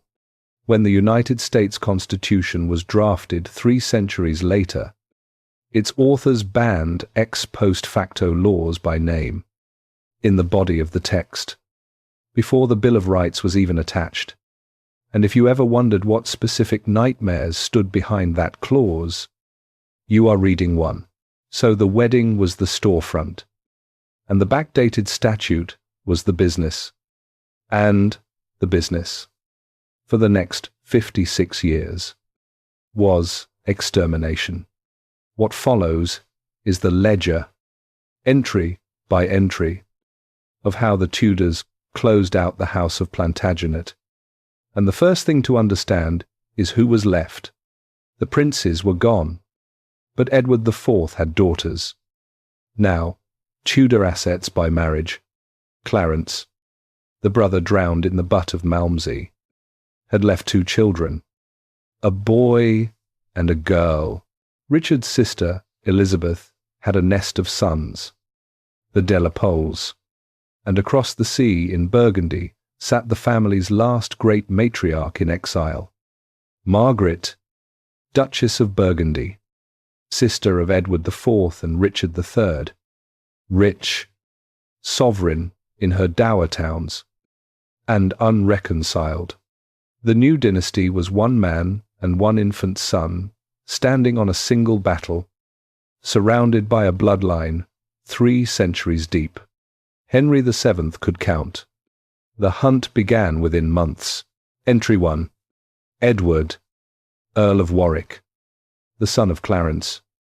At Bosworth he was 10 years old, and his claim, by strict male descent, was better than the new king's, arguably better than anyone's alive. Within days of the battle, Henry's riders collected the child from the Yorkshire household where Richard had kept him and delivered him to the Tower of London. He was 10. He had committed no act. He would never live outside those walls again. And this ledger will return to him, because his entry does not close for 14 years. Entry 2. And the reign nearly ends. In 1487, a fair-haired boy of about 10 appeared in Ireland, presented by Yorkist diehards as that very Earl of Warwick, escaped from the Tower, and Ireland, which had loved the House of York since the old Duke governed there, crowned him in Dublin Cathedral as King Edward VI, with a circlet borrowed, the story goes, from a statue of the Virgin. The boy was in fact a tradesman's son from Oxford named Lambert Simnel, drilled in princely manners by a priest with theatrical gifts. But the army that landed with him in England that June was no theatre. Margaret of Burgundy had paid for 2,000 German and Swiss mercenaries, professional pike, and the Yorkist earls of the old blood commanded them, and at a place called Stoke Field, near Newark, they met Henry's army in a battle that ran 3 brutal hours and that almost no American has ever heard, named the true last battle of the Wars of the Roses. 2 years after the textbooks closed the war at Bosworth, the Yorkist commanders died where they stood. The mercenaries were annihilated, and the boy pretender was captured alive. What Henry did with him is the one genuinely witty act in this grim ledger. He did not execute a child actor. He put him to work in the royal kitchens, turning the spit, where every ambassador in Europe could see him, greasy and harmless. The king who had been crowned in Dublin, now basting the Tudor dinner. Mercy as advertising, and as insult. Simnel grew old in royal service. A trainer of hawks, the only pretender in the story who died in bed. Entry 3 ran longer and cut deeper. In 1491, there surfaced in Ireland another young man, this one claiming to be no counterfeit earl, but Richard, Duke of York himself, the younger of the 2 princes, alive, smuggled abroad, the killers having spared the smaller boy. His real name, the confession later said, was Perkin Warbeck, a boatman's son from Tournai in Flanders. What made him dangerous was never the story alone. It was the sponsorship the King of France received him as a prince. Margaret of Burgundy, the aunt with the long memory, embraced him publicly as her nephew, schooled him, by the hostile account in the family's private history until he could answer courtiers' questions about the nursery at Westminster, and the crowned heads of Europe, who cared nothing for truth and everything for leverage, lined up to recognize him whenever England needed squeezing. The Holy Roman Emperor honored him at a funeral as the rightful King of England. The King of Scotland gave him a fleet, an invasion, and a high-born bride, a Stuart kinswoman, married to a boatman's son on the strength of a resemblance and a war's worth of spite. For 6 years, this ghost circled the kingdom. And here is the entry. Inside the entry, the one that shows what the ghost cost. In 1495, Sir William Stanley, the man whose cavalry had saved Henry's life at Bosworth, the brother of the king's own stepfather, richest commoner in England, was accused of having said, in private, that if the young man in Flanders were truly King Edward's son, he would not fight against him. For that sentence, reported by an informer, the man who won Bosworth for the Tudors was beheaded on Tower Hill. The White Rose had become a thought crime, and it could reach the very family that had made the dynasty. Warbeck's run ended as farce. 2 failed landings, a surrender, a strange, soft, honourable custody at court, where the king displayed him like a curiosity, an escape attempt, and then the Tower, and there, in 1499, the 2 ghost entries of the ledger converged, because Warbeck was lodged near the real Earl of Warwick, the prisoner of entry 1, now 24 years old, 14 years inside. A young man so unlettered by his confinement that a chronicler wrote he could not discern a goose from a capon. What happened next has the smell of management about it, and most historians have caught it. A conspiracy was discovered, or arranged, or grown in a box, in which the pretender and the prisoner were said to have plotted escape together, and both were tried, and that November Perkin Warbeck was hanged at Tyburn, and days later Edward, Earl of Warwick, the last legitimate male Plantagenet of the direct line, was beheaded on Tower Hill for the crime of planning to leave the prison he had been put in at age 10 for no crime at all. And the paperwork of Europe tells you why that head fell.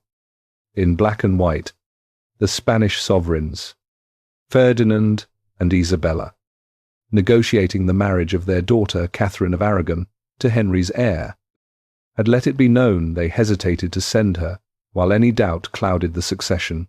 The ambassador wrote home after the executions, satisfied that not a doubtful drop of royal blood remained in England. Catherine of Aragon sailed. A 24-year-old who could not tell a goose from a capon had been converted into a wedding gift. Years later, when that same Catherine's marriage had curdled into the divorce that broke England from Rome, she is recorded as saying she saw God's judgment in it, that her marriage had been made in blood, the blood of a guiltless man. Even the beneficiaries kept the receipts. The ledger runs on into the next reign, and the hand only gets heavier. The de la Pole brothers, Richard's nephews, were hunted seriatim, one dying attainted in the Tower's shadow, one executed by Henry VIII in 1513 on the eve of a French war, purely, the timing says, as a precaution, and the last, the self-styled White Rose, killed fighting as an exile at the Battle of Pavia in 1525, upon which news Henry VIII is said to have ordered celebrations. And then the final entry, the one this account has been carrying since chapter 11, the little silver barrel, Margaret Pole, daughter of George of Clarence, sister of the Goose and Capon prisoner, the girl who wore a tiny wine cask at her wrist all her life in memory of a father drowned by the story. In Malmsey, she had survived everything by being harmless, married safely down, widowed, then raised up by Henry VIII himself, made Countess of Salisbury in her own right, governess to his daughter Mary, one of the richest and most honoured women in England. The last Plantagenet the Tudors had decided they could afford. It held until her sons grew up, and one of them, Reginald Pole, a cardinal in Rome, wrote against the king's divorce and his church, from beyond the reach of any English axe. So the axe turned to what it could reach. In 1539, the Countess was attainted by Parliament without trial, the evidence against her amounting to little more than a silk tunic embroidered with the old badges found in her coffers, and she was put in the Tower, 65 years old, where she was held 2 years in the cold, and on the morning of the 27th of May, 1541, she was told she would die within the hour. She answered that no crime had been proved against her, which was simply true, on the green inside the Tower of London, before a small official audience, with no scaffold thought necessary. The 67-year-old Countess of Salisbury was directed to lay her head on a low block, and what followed was recorded by witnesses and reported by ambassadors across Europe. And this account will give it one sentence and no more. The executioner was young and unpracticed. The old woman did not submit quietly, and it took many strokes. Hacked, wrote the Spanish ambassador, to pieces, the niece of 2 kings, born under the white rose in its golden decade, daughter of the man in the Malmsey butt, died, butchered, on the same green, within the same walls, that held her father's death, her brother's youth, and, somewhere beneath or behind those stones, if the old account is true, the bones of her 2 vanished cousins. The Tower had now taken something from 3 straight generations of the House of York, and it had taken the last of them by the hand of the dynasty that advertised itself, on every coin and gate, as the healing of the roses. 56 years after Bosworth, the hunt was over, because the quarry was gone. Every male of the old blood who could be reached had been reached. The family that had ruled England for 331 years, that had given the island its abbeys and its common law and its language of kingship, ended not on a battlefield, but on a chopping block, on a spring morning, in the person of an old woman wearing, we may imagine, for she was never known to take it off, a small silver barrel at her wrist. And yet, walk back through this ledger and notice what every entry has in common. The Tudors killed claimants. They never once managed to kill the claim, because the claim was not a person, it was blood. And blood had already done what blood does. It had scattered, through daughters and granddaughters, no statute thought worth attainting, out of palaces and into manor houses, out of manor houses and into ordinary rooms, generation over generation, quietly, unkillably. Outward, the hunters died. The hunted multiplied, and 500 years downstream, one thread of that blood was cutting wood in a shop in London, entirely unaware of what he was carrying, until a knock on the door came with a question about a parking lot. The last chapter of this story belongs to him. One question is still open on this file, and it is the one the whole story has been walking toward.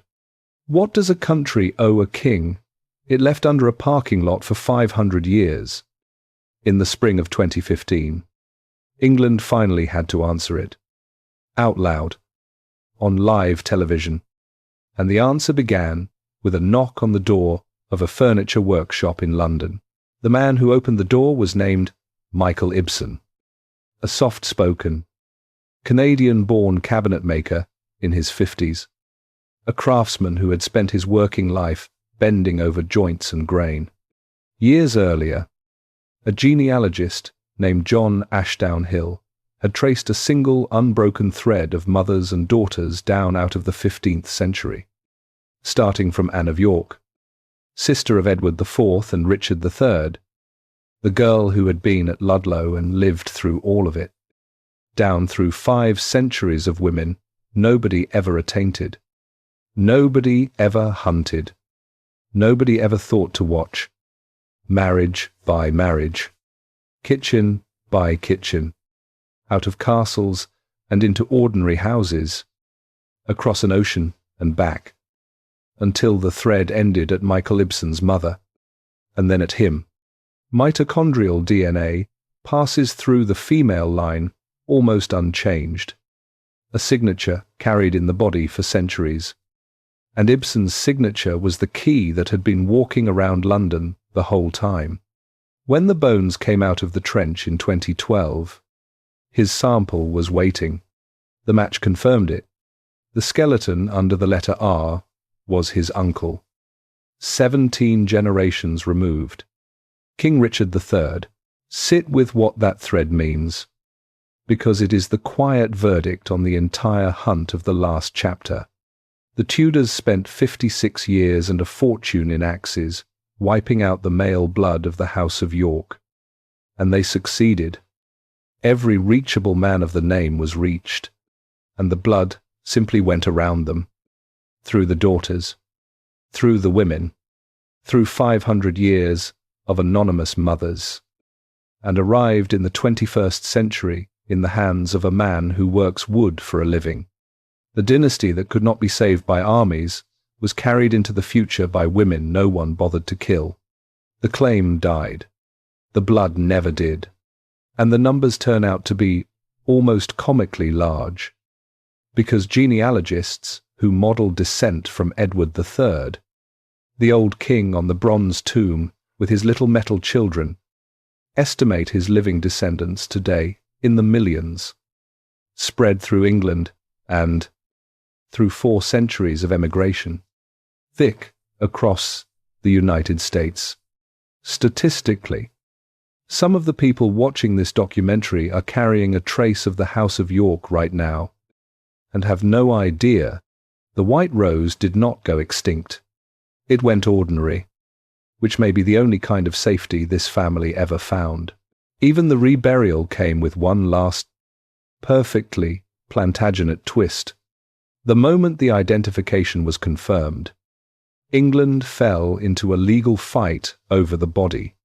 The city of York claimed him, the King of the North, the man their own records had mourned in 1485 in open defiance of the new regime. Leicester, where he had lain, refused to give him up.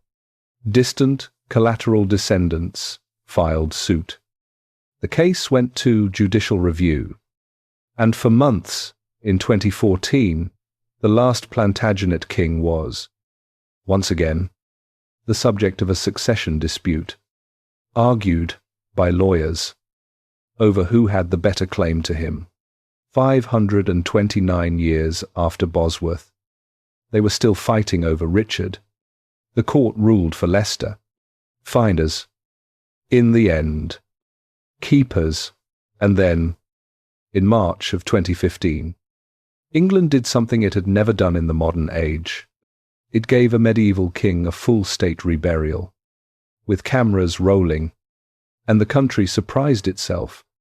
On the first day, the coffin was carried out into the Leicestershire countryside on a route chosen with intent, through the village of Dadlington, where the dead of Bosworth lie buried, past Fen Lane Farm, the closest point on any road to the marsh, where the forensic evidence says he actually fell, so that the last Plantagenet crossed his own battlefield one more time, this time at walking pace, with the fields in flower. People came out of their houses and stood along the lanes in silence. In the city, they lined the streets 10 deep. Estimates ran to 35,000 people that weekend. Farmers, families, schoolchildren, Ricardians who had flown in from America and Australia, and they threw white roses in front of the cortege until the road itself looked dusted with snow. Nobody had ordered them there. No living person had ever met the man in the box. 5 centuries of Tudor theatre had told them exactly what he was, and 35,000 of them stood in the road anyway, holding flowers, working out for themselves what they believed, inside Leicester Cathedral, 100 metres from the parking lot. The service gathered a congregation the 15th century could never have imagined.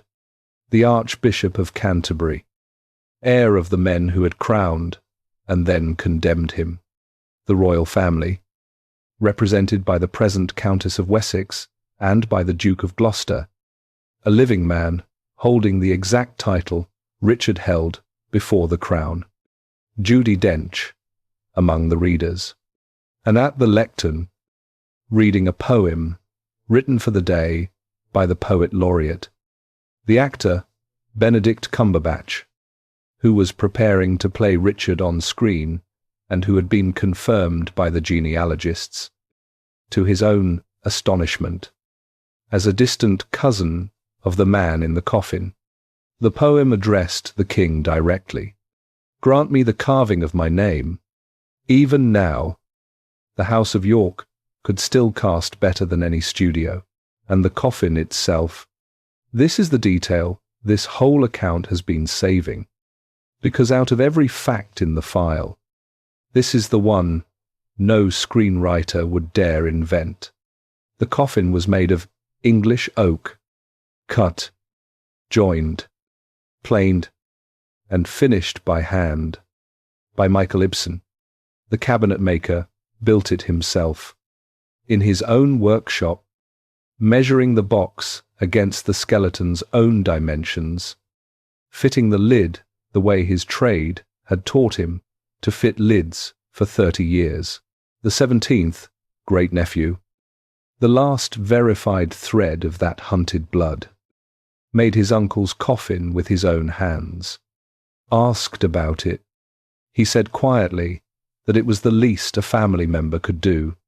530 years of history, the usurpation, the battles, the tower, the axes, the whole bloody ledger, and it funnels down, at the end, to this: a carpenter in an apron, sanding oak for a king, because the man was family, and family buries its dead.